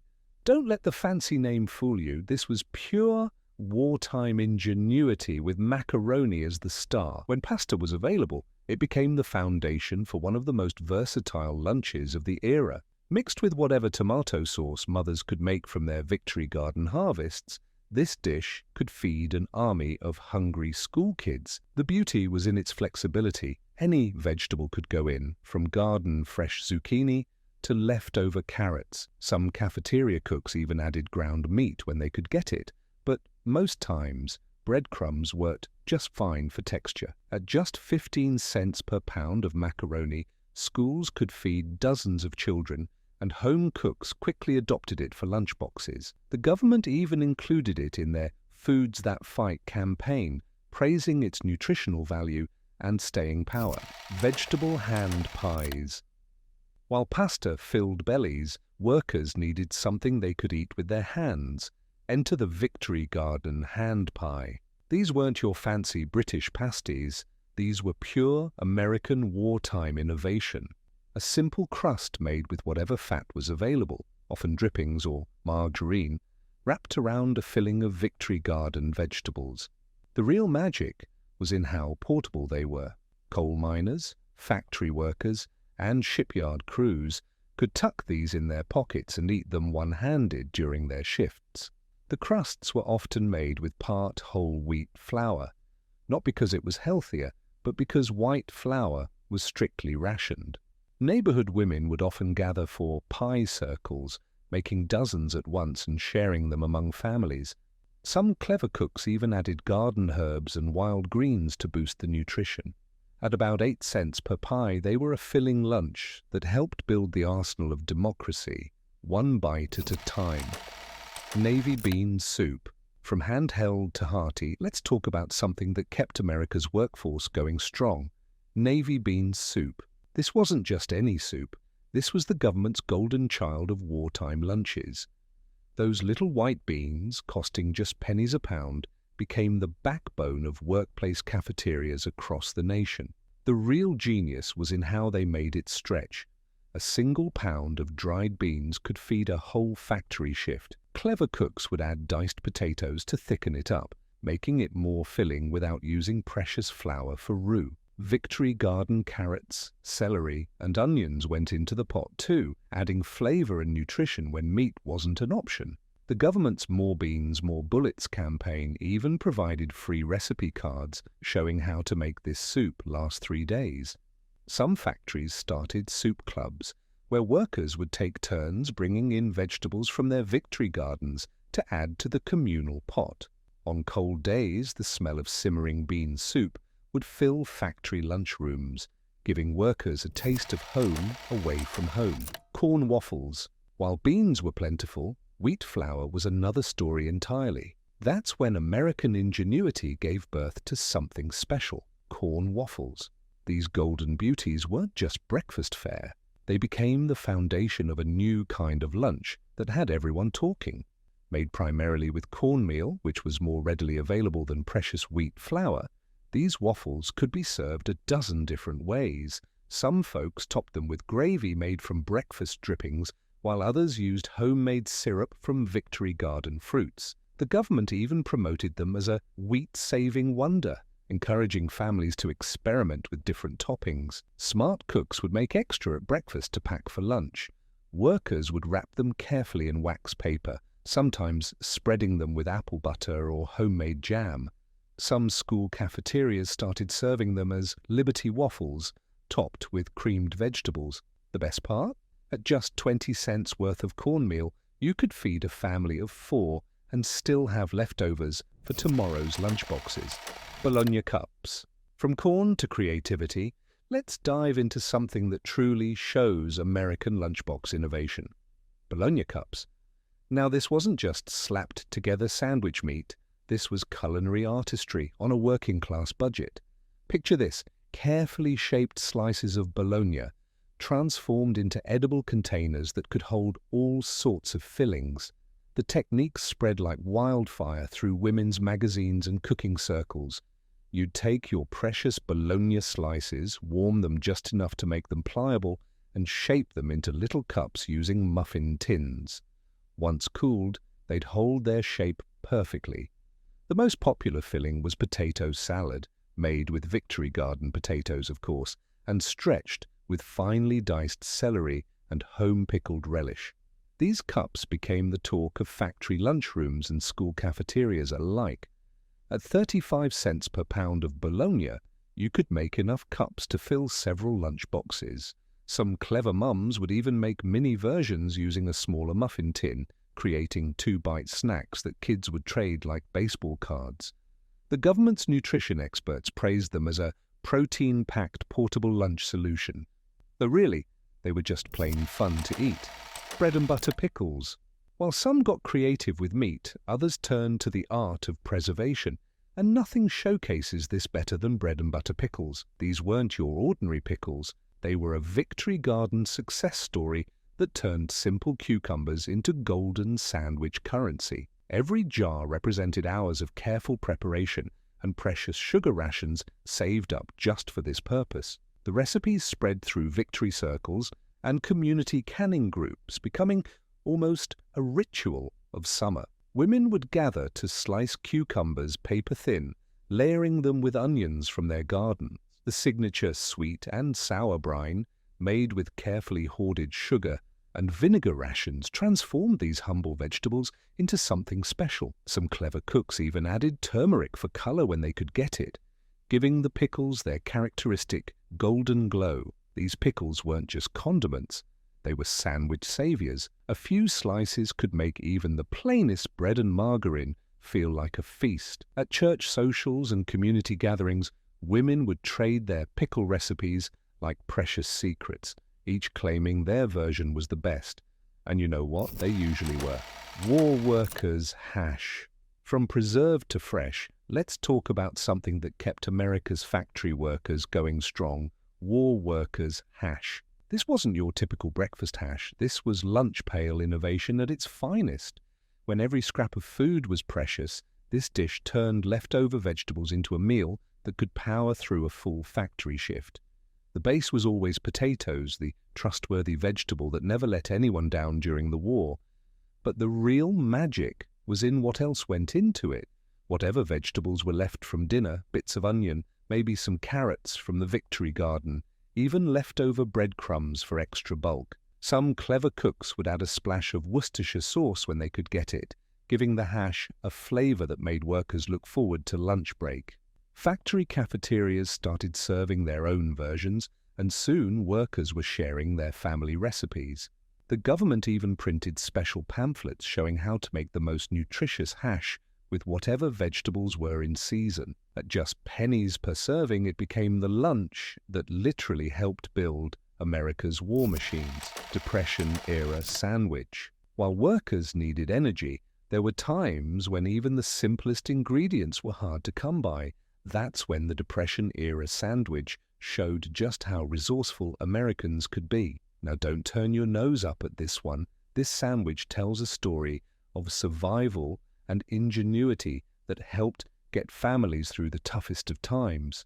Picture this: 2 slices of bread, sometimes day-old, from the bakery's discount bin, spread with nothing but ketchup. Some folks would add thin slices of onion when they had it, making what they jokingly called a deluxe version. It wasn't just about being poor, it was about making something, anything that could fill a lunch pail and keep you going through a long day. The really creative cooks would toast the bread if they could, adding a sprinkle of pepper or even some victory garden lettuce when available. School kids carrying these sandwiches would trade them for other simple lunches, creating their own economy of sharing. Government nutritionists didn't exactly promote these sandwiches, but they understood. Sometimes you had to work with what you had, and what you had wasn't much at all. Potato sandwich. From bare basics to brilliant innovation, let's talk about something that might sound strange today, but was pure genius during wartime. The potato sandwich. This wasn't just leftover mashed potatoes between bread. This was a carefully crafted lunch that the government actually promoted as a victory lunch special. Creamy mashed potatoes seasoned with whatever herbs people could grow in their victory gardens. Maybe some chives, parsley, or even wild garlic if you knew where to look. The potatoes were whipped until they were light and fluffy, sometimes with a tiny bit of precious margarine when available. Clever cooks would add finely minced onions or celery to give it more flavor and substance. Some even mixed in a spoonful of home-canned relish to make it more interesting. The real trick was in the spreading, thick enough to be filling but thin enough to make it last. At just pennies per serving, these sandwiches kept factory workers going through long shifts. Some school cafeterias even started serving hot potato sandwiches, adding a sprinkle of cheese when they could get it, making them an instant hit with kids. School lunch programs special. While potatoes were versatile, the government had bigger plans for feeding America's schoolchildren. The school lunch program special wasn't just another meal. It was a carefully designed system that would change how America fed its kids forever. This was science and nutrition meeting wartime necessity, creating something entirely new. Every element was carefully planned. Protein from whatever source was available that week, vegetables from local victory gardens, and always some form of enriched bread or grain. The community pitched in too. Local farmers would donate surplus produce, and mothers would volunteer in shifts to help prepare these meals. Some schools even started their own victory gardens, teaching kids about growing food while supplementing their lunch program. The real innovation was in how they made it work with rationing. When meat was scarce, they'd use cheese or eggs. When fresh vegetables weren't available, they'd use home canned produce from community canning drives. These lunches cost just pennies per child, but they provided nutrition that many kids weren't getting at home during these tough times. Homefront hash. From school to home, let's dive into something that truly represents the spirit of wartime cooking: homefront hash. This wasn't just another way to use leftovers. This was community cooking at its finest. Every neighborhood had its own version, and every family added their special touch to make it their own. The base was always whatever vegetables were available. Potatoes, of course, carrots, onions, maybe some turnips or parsnips from Victory Gardens. The real creativity came in what else went into it. Some days you might find a bit of precious ground meat mixed in. Other days it might be diced spam or even chopped hot dogs. The protein changed based on what families could get with their ration points that week. What made this hash special was how it brought communities together. Neighbors would share ingredients. Maybe one had extra potatoes, while another had herbs from their garden. Factory workers would trade tips on how to make it more filling, and home economists would share new variations in local papers. Some communities even organized hash suppers, where everyone would bring their version to share, creating a patchwork meal that represented the true spirit of the home front: peanut butter and carrot sandwiches. And finally, let's talk about something that perfectly captures the spirit of wartime innovation: the peanut butter and carrot sandwich. Now, before you raise an eyebrow, this combination wasn't just some random pairing. This was the government's answer to stretching one of America's favorite proteins during the toughest of times. Picture this: precious peanut butter, carefully rationed, mixed with finely grated carrots from Victory Gardens. The carrots didn't just add bulk, they brought natural sweetness and essential vitamins that children needed.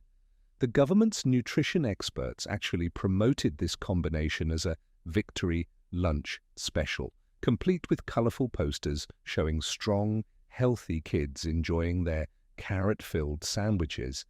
Mothers across America learned to grate carrots extra fine, mixing them so thoroughly with the peanut butter that kids sometimes didn't even notice. Some clever cooks would add a tiny sprinkle of sugar when they could spare it, making it feel like a treat. At just pennies per serving, these sandwiches helped stretch peanut butter rations while sneaking extra nutrition onto children's lunch plates.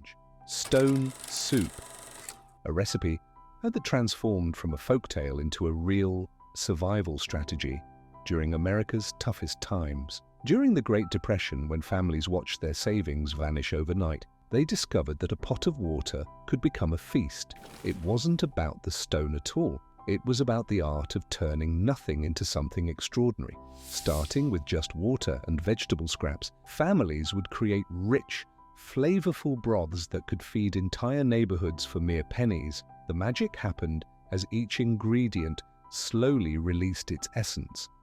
Onion peels for depth, potato scraps for thickness, and if lucky, a meat bone for richness. Today, when the average family wastes $1,500 yearly on discarded food, this humble soup teaches us a powerful lesson. A modern pot costs about $3.50 and feeds 8 people. That's less than 50 cents per serving.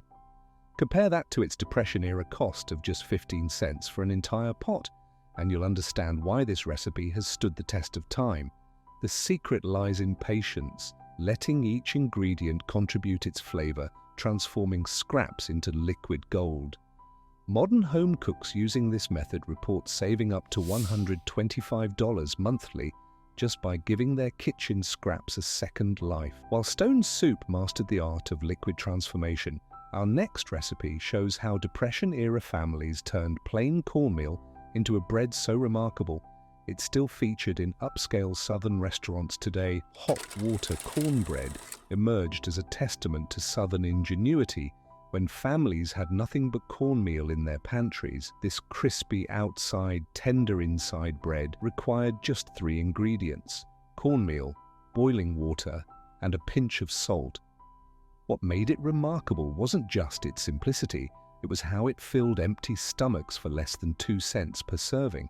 Modern versions still cost only 25 cents each, a fraction of store-bought bread's $4.99 price tag. The technique was brilliantly simple. Boiling water poured over cornmeal created an instant dough that, when fried in small patties, transformed into golden discs with a satisfying crunch.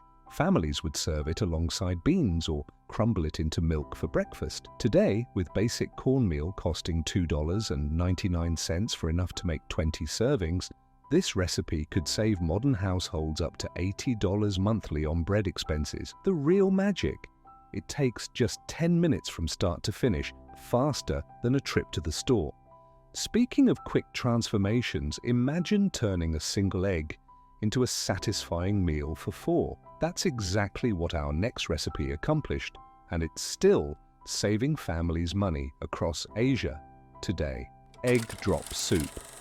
When eggs were a luxury and meat was scarce, Chinese immigrants shared a secret that spread through Depression-era America like wildfire. Egg drop soup, the recipe that could stretch a single egg to feed a family of 4. The beauty lay in its deceiving simplicity. A pot of seasoned broth transformed by thin streams of beaten egg, creating delicate golden ribbons that made every spoonful feel substantial. During the Depression, this soup cost merely 3 cents per bowl. Today, at just 45 cents per serving, it's still one of the most economical, protein-rich meals. The magic happens as the egg proteins dance with the hot broth, creating a silky texture that feels far more luxurious than its humble ingredients suggest. Modern families report saving upwards of $50 monthly by replacing one meat-based dinner weekly with this satisfying soup. Add any vegetables on hand, and you've got a complete meal that costs less than a cup of coffee.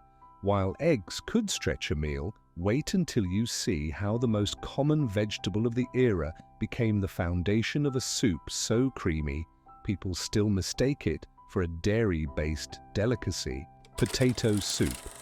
When potatoes were often the only vegetable in the cellar, Depression-era cooks discovered liquid alchemy. This humble soup delivered creamy richness without a drop of cream, just potatoes, water, salt, and the knowledge of perfect timing. By slow cooking the potatoes until they partially broke down, families created a naturally thick soup that felt luxurious despite costing just 5 cents per bowl. Modern ingredients cost around $4 total, yet yield 8 to 10 servings, still a remarkable value at 40 cents per bowl.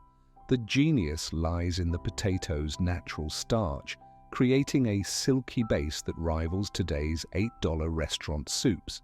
Home cooks across America report saving up to $140 monthly by mastering this technique, especially when enhanced with leftover vegetables or cheese rinds for extra flavor. Even better, it reheats perfectly, making it ideal for weekly meal prep. Money was scarce during the Depression, but protein was even scarcer. That's where our next recipe stepped in, transforming a handful of oats into a meat dish that could feed twice as many mouths: oatmeal meatloaf. When a pound of ground beef had to feed twice its normal yield, Depression-era cooks discovered their secret weapon: oatmeal. This wasn't just any meatloaf, it was financial wizardry on a plate. By combining meat with oats, eggs, and basic seasonings, families could stretch a single pound of beef to feed 8 instead of 4. During the Depression, this innovation cut meat costs in half, from 25 cents to just 12 cents per serving. Today, when ground beef averages $5.99 per pound, this recipe still works its magic, cutting per-person costs from $1.50 to 75 cents, while adding fiber and nutrients. The oats don't just extend the meat, they create a perfectly tender texture that holds moisture better than breadcrumbs. Modern budget-conscious families report saving up to $100 monthly using this technique for various ground meat dishes. Even better, The leftovers make incredible sandwiches, stretching your savings even further. But what if you couldn't afford ground beef at all? Our next recipe shows how clever cooks turned every part of the pig into a breakfast delicacy that's still cherished in Pennsylvania Dutch country: scrapple. Before nose-to-tail eating became trendy, Pennsylvania Dutch families mastered it with scrapple. This breakfast staple transformed pork scraps, cornmeal, and spices into a sliceable loaf that fried up crispy outside, tender inside. During the Depression, it cost 3 cents per serving using parts butchers practically gave away. Today's homemade version costs about 60 cents per serving, compared to $4.50 for commercial breakfast meats. The magic happens during slow cooking, where meat scraps break down into a rich broth that cooks with cornmeal until thick. When chilled, sliced, and fried, it develops a golden crust that even skeptics can't resist. Modern families report saving up to $90 monthly by replacing expensive breakfast meats with this traditional dish. While some families had access to pork scraps, others relied on a pantry staple that could simmer all day, getting better with time. In fact, this next recipe became so popular, it's now a backyard barbecue essential: baked beans. Navy beans became Depression-era gold, transforming from pennies into protein-packed meals that could feed families for days. The secret was slow cooking with molasses, a splash of mustard, and if lucky, a scrap of salt pork. During hard times, a pot cost 15 cents and fed 10 people. Today's version costs $3.50 total, but yields 12 servings. That's 29 cents per protein-rich portion. The magic happens during the 6-hour simmer, where beans absorb every flavor note, while their natural starches create a sauce that rivals any modern BBQ joint's $6 side dish. Budget-conscious families now save approximately $75 monthly by making these instead of buying canned versions, while getting triple the protein and fiber. When even a small piece of bacon made its way into the kitchen, clever cooks knew how to make it taste like a feast. Our next recipe shows how a single slice of bacon transformed into a sandwich that's now inspiring gourmet food trucks: bacon and onion sandwich. When bacon was rare as gold, one slice became a feast through clever cooking. This sandwich elevated cheap onions into sweet, caramelized layers that made a single piece of bacon taste like many. Depression-era cost 5 cents per sandwich. Today, 75 cents versus $4.50 for a standard BLT. The technique was simple but brilliant: slow cooking onions until golden, then combining with crispy bacon bits between toasted bread. The onion's natural sugars created a rich flavor that stretched precious bacon further. Modern families report saving $60 monthly using this method to extend expensive ingredients. During tough times, even potato peels became treasured ingredients. Our next recipe turned what most people threw away into a snack that's now served in high-end gastropubs for $12, a plate: fried potato skins. In an era when every scrap meant survival, potato peels transformed from trash to treasure in Depression kitchens. These weren't just economical, they revolutionized how families thought about food waste. Clean potato peels, typically destined for compost, became crispy, seasoned delicacies through a simple yet brilliant technique. During the Depression, families discovered that frying these peels in a bit of saved bacon fat or oil created a snack as satisfying as any modern chip. They'd season them with whatever was available: salt, pepper, sometimes even dried herbs from the garden. The cost? Virtually nothing, since the peels were already paid for with the potato purchase. Today, while restaurants charge upwards of $12 for their loaded potato skins, this humble version still costs mere pennies. Modern families report saving between $40 to $60 monthly by adopting this waste reduction technique across their cooking. Even better, these crispy skins pack more nutrients than the potato itself, rich in fiber and minerals that typically get thrown away. But the true test of Depression-era ingenuity wasn't just using scraps, it was creating entire meals from odds and ends. Our next recipe became known as the everything but the kitchen sink stew, and it saved countless families from hunger. Slumgullion. Depression-era kitchens turned desperation into delicious innovation with Slumgullion. This one-pot wonder gained its peculiar name from mining camps but became a lifeline during hard times. The brilliance. It welcomed any ingredient: meat scraps, wilting vegetables, leftover beans, or even stale bread. During the Depression, one pot cost roughly 20 cents and fed up to 12 people. Today's version averages $5 for a large pot, about 42 cents per serving compared to $4 to $5 for canned stews. The magic lies in its layered cooking method, starting with onions for a flavor base, then adding longer cooking items first, finishing with quick cooking ingredients. Each addition builds flavor, creating a rich, satisfying meal from humble components. Modern families report monthly savings of $85 to $100 by adopting this flexible, waste-reducing approach. Most importantly, it taught a timeless lesson: with creativity, nothing goes to waste. While Slumgullion transformed savory leftovers, Depression-era bakers discovered something even more remarkable: how to make a rich chocolate cake without eggs, milk, or butter. This next recipe is currently going viral on social media: Depression cake. When eggs hit 45 cents per dozen and butter became scarce, resourceful bakers created culinary magic. Depression cake, also called wacky cake or crazy cake, proved that rich, moist chocolate cake was possible without dairy or eggs. The science was ingenious. Vinegar and baking soda created the perfect rise, while oil provided moisture traditionally supplied by butter. During the Depression, this cake cost 15 cents to bake. Today, it costs about $2.50 total, roughly 31 cents per slice compared to $4 to $5 for bakery cake. The genius lies in its simplicity. Mix dry ingredients, add wet ingredients, stir, and bake. No fancy equipment needed. Modern bakers save approximately $70 monthly using this recipe for celebrations. Plus, it's accidentally vegan, making it perfect for today's dietary preferences. But while some created cakes from scratch, others found ways to transform stale bread into a dessert so delicious, high-end restaurants still feature it on their menus. Bread pudding. In 1930s kitchens, stale bread wasn't waste. It was an opportunity for dessert. Bread pudding transformed hardened loaves into a custard-like delicacy that rivaled fancy pastries. The magic formula combined cubed stale bread with a simple custard of milk, eggs, sugar, and vanilla.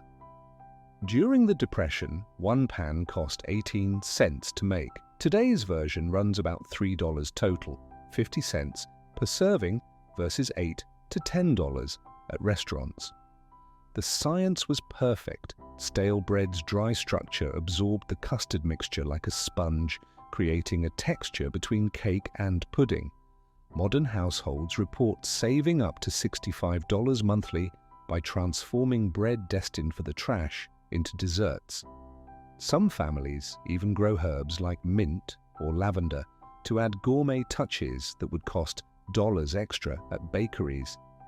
While bread pudding saved yesterday's loaves, another sweet treat used the cheapest sweetener available to create cookies that packed an unexpected nutritional punch: molasses cookies.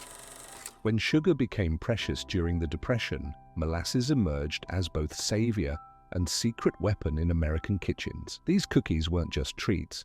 They were ingenious nutrition delivery systems. A cup of molasses packed more iron than 3 servings of spinach, making these cookies essential for families who couldn't afford fresh produce. The genius lay in their simplicity: flour, molasses, baking soda, and a pinch of warming spices like ginger and cinnamon.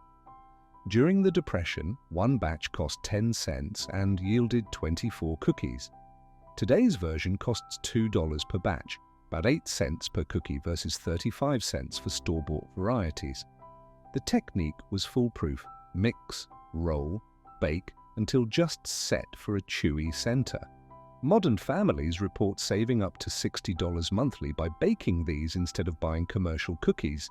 Plus, with molasses providing 20% of daily iron needs per serving, they're still a smarter choice than today's empty-calorie treats. The cookies kept well for weeks, making them perfect for lunchboxes and after-school snacks.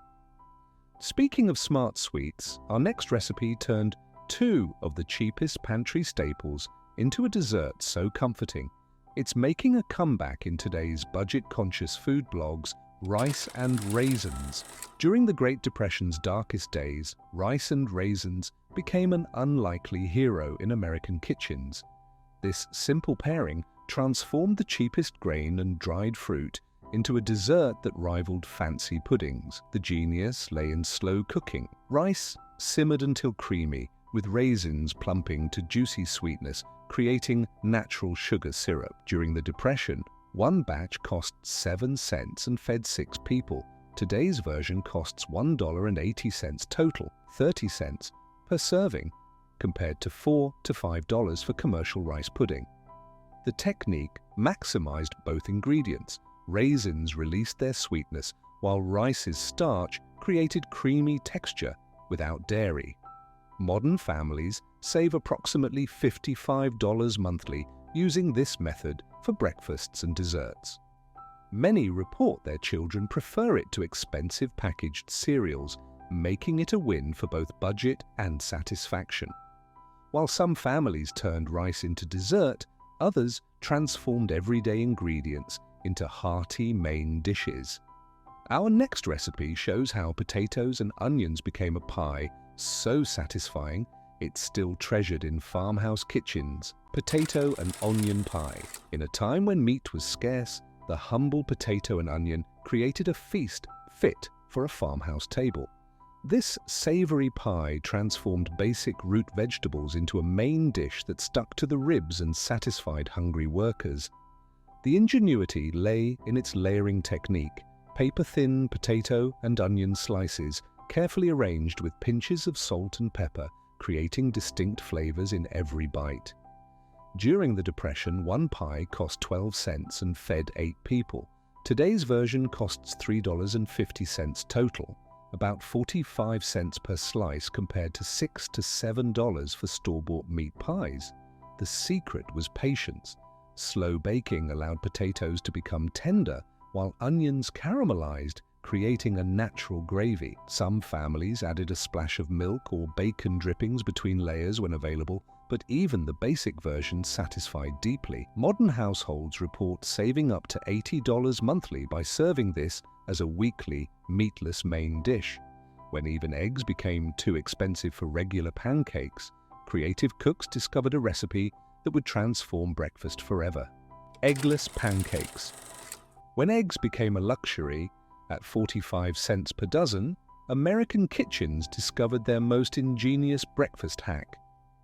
Eggless pancakes proved that fluffy, golden breakfast cakes weren't dependent on expensive ingredients. The secret lay in the chemistry. Baking powder and a splash of vinegar created the same lift that eggs normally provided. During the Depression, one batch cost 8 cents and fed a family of 6. Today's version costs $1.20 total, about 20 cents per serving compared to $1.50 for boxed mixed pancakes or $12 for restaurant stacks. The technique was brilliantly simple. Mix dry ingredients first, then add liquid ingredients gradually to prevent lumps. The result: pancakes so light and fluffy, nobody missed the eggs. Modern families report saving up to $70 monthly by ditching expensive breakfast mixes and restaurants for this versatile recipe. Creative cooks add mashed bananas, applesauce, or even pumpkin puree for variety. While some families reinvented pancakes, others turned to an even older American tradition. Our next recipe shows how Native American wisdom helped create a breakfast that powered workers through the hardest times. Johnny cakes. Native American wisdom met Depression-era necessity in Johnny cakes, a cornmeal flatbread that predated the crisis but became essential during it. Unlike wheat flour, cornmeal remained affordable and stored well through tough times. The technique was deceptively simple. Hot water poured over cornmeal created an instant dough that fried into golden discs with crispy edges and tender centers. During the Depression, one batch cost 6 cents and fed 8 people. Today's version costs $1.50 total, about 19 cents per serving versus $3 to $4 for commercial pancakes. The brilliance lay in its versatility, served sweet with molasses for breakfast, savory with beans for dinner, or packed cold for lunch. Native Americans taught early settlers that adding a pinch of wood ash, natural lye, made the corn's nutrients more available. Modern cooks achieved the same effect with a touch of baking soda. Families now report saving up to $65 monthly by incorporating this versatile bread into their meal rotation. While cornmeal made a satisfying breakfast, Southern kitchens perfected another morning meal that turned kitchen scraps into pure comfort. Our next recipe shows how leftover fat and flour became a gravy worth fighting over. Biscuits and gravy. Southern kitchens perfected the art of turning kitchen scraps into breakfast gold with biscuits and gravy. Basic flour and saved meat drippings became a meal that could fuel a family through hours of hard work. The magic started with simple biscuits, flour, lard or shortening, and buttermilk if available. But the real genius was in the gravy. Meat drippings and flour transformed into creamy, rich sauce that made everything taste better. During the Depression, this meal cost 11 cents to feed 6 people. Today's homemade version costs $2.80 total, about 47 cents per serving compared to $8 to $12 at diners. The technique was passed down through generations, making a roux from drippings and flour, then slowly adding liquid until creamy. Even the smallest amount of meat flavor could season an entire batch of gravy. Modern families report saving up to $90 monthly by mastering this technique for breakfast and dinner. While some stretching meat flavor, others turn to potatoes for sustenance. Our next recipe shows how a humble spud became a crispy sensation that crossed cultural boundaries. Potato pancakes. When meat vanished from dinner plates, potato pancakes stepped in as the crispy, golden salvation. Known as latkes in Jewish kitchens and plaki in Polish homes, these shredded potato fritters crossed cultural boundaries to become a Depression-era staple. The technique was pure genius. Grated potatoes released their starch, creating a natural binder that needed only salt and onion for flavor. During the Depression, one batch cost 9 cents and fed 8 people. Today's version costs $2.50 total, about 31 cents per serving versus $6 to $8 at restaurants. The secret lay in the squeeze. Removing excess moisture created pancakes that crisped perfectly. Even better, the recipe worked with sweet potatoes, carrots, or any root vegetable on hand. Modern families save approximately $75 monthly by adopting this versatile technique for quick dinners. Cornmeal mush.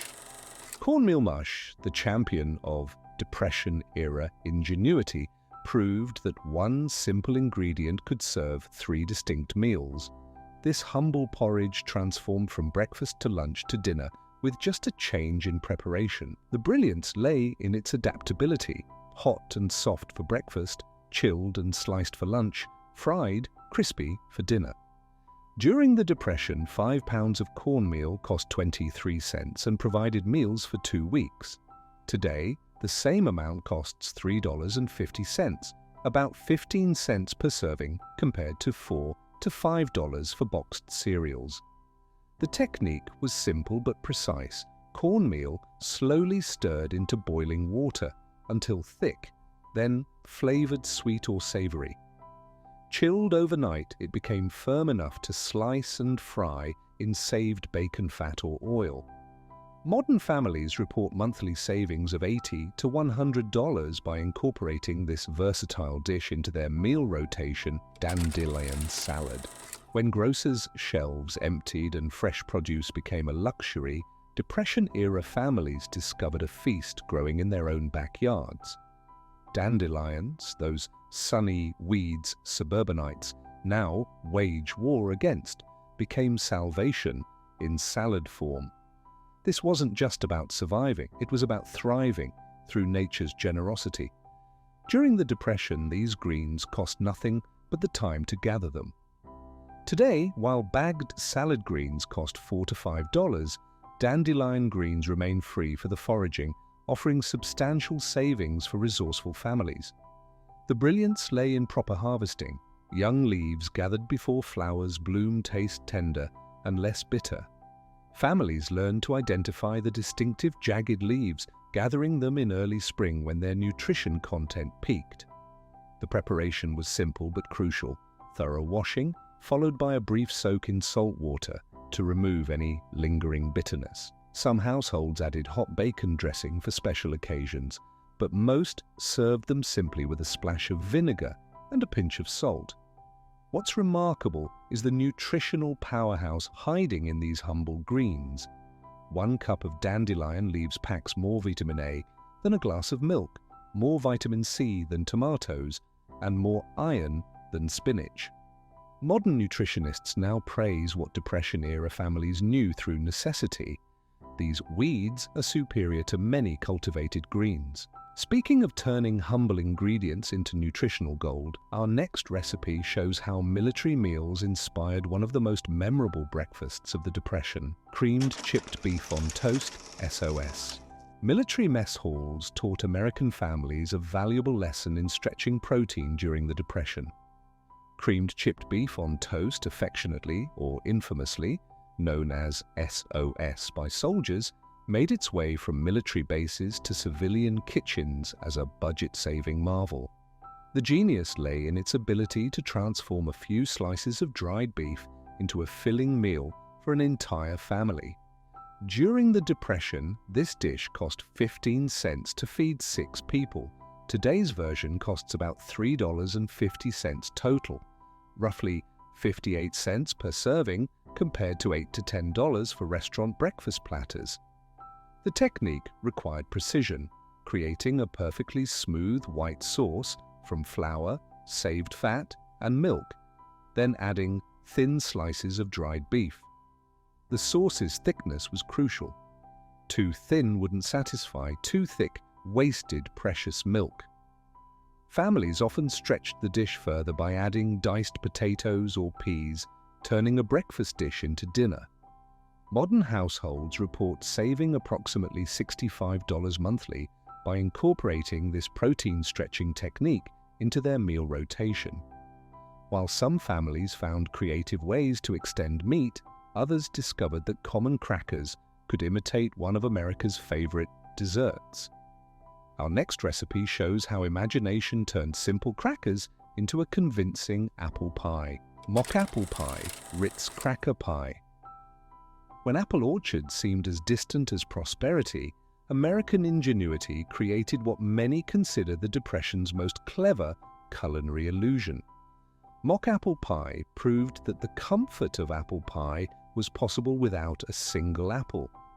Using Ritz crackers, or any similar cracker, home bakers discovered that the perfect combination of cream, of tartar, lemon juice, and cinnamon could replicate the taste and texture of apple pie filling. During the Depression, this pie cost 18 cents to make versus 75 cents for real apple pie. Today it costs $4 total, about 50 cents per slice compared to $7 to $8 for traditional apple pie. The magic lay in the chemical reaction. Crackers softened in a specific sugar syrup mixture, while cream of tartar provided the familiar tartness of apples. When spiced correctly, even experienced bakers had trouble distinguishing it from the real thing. The recipe became so popular that Ritz printed it on their boxes, where it remained for decades.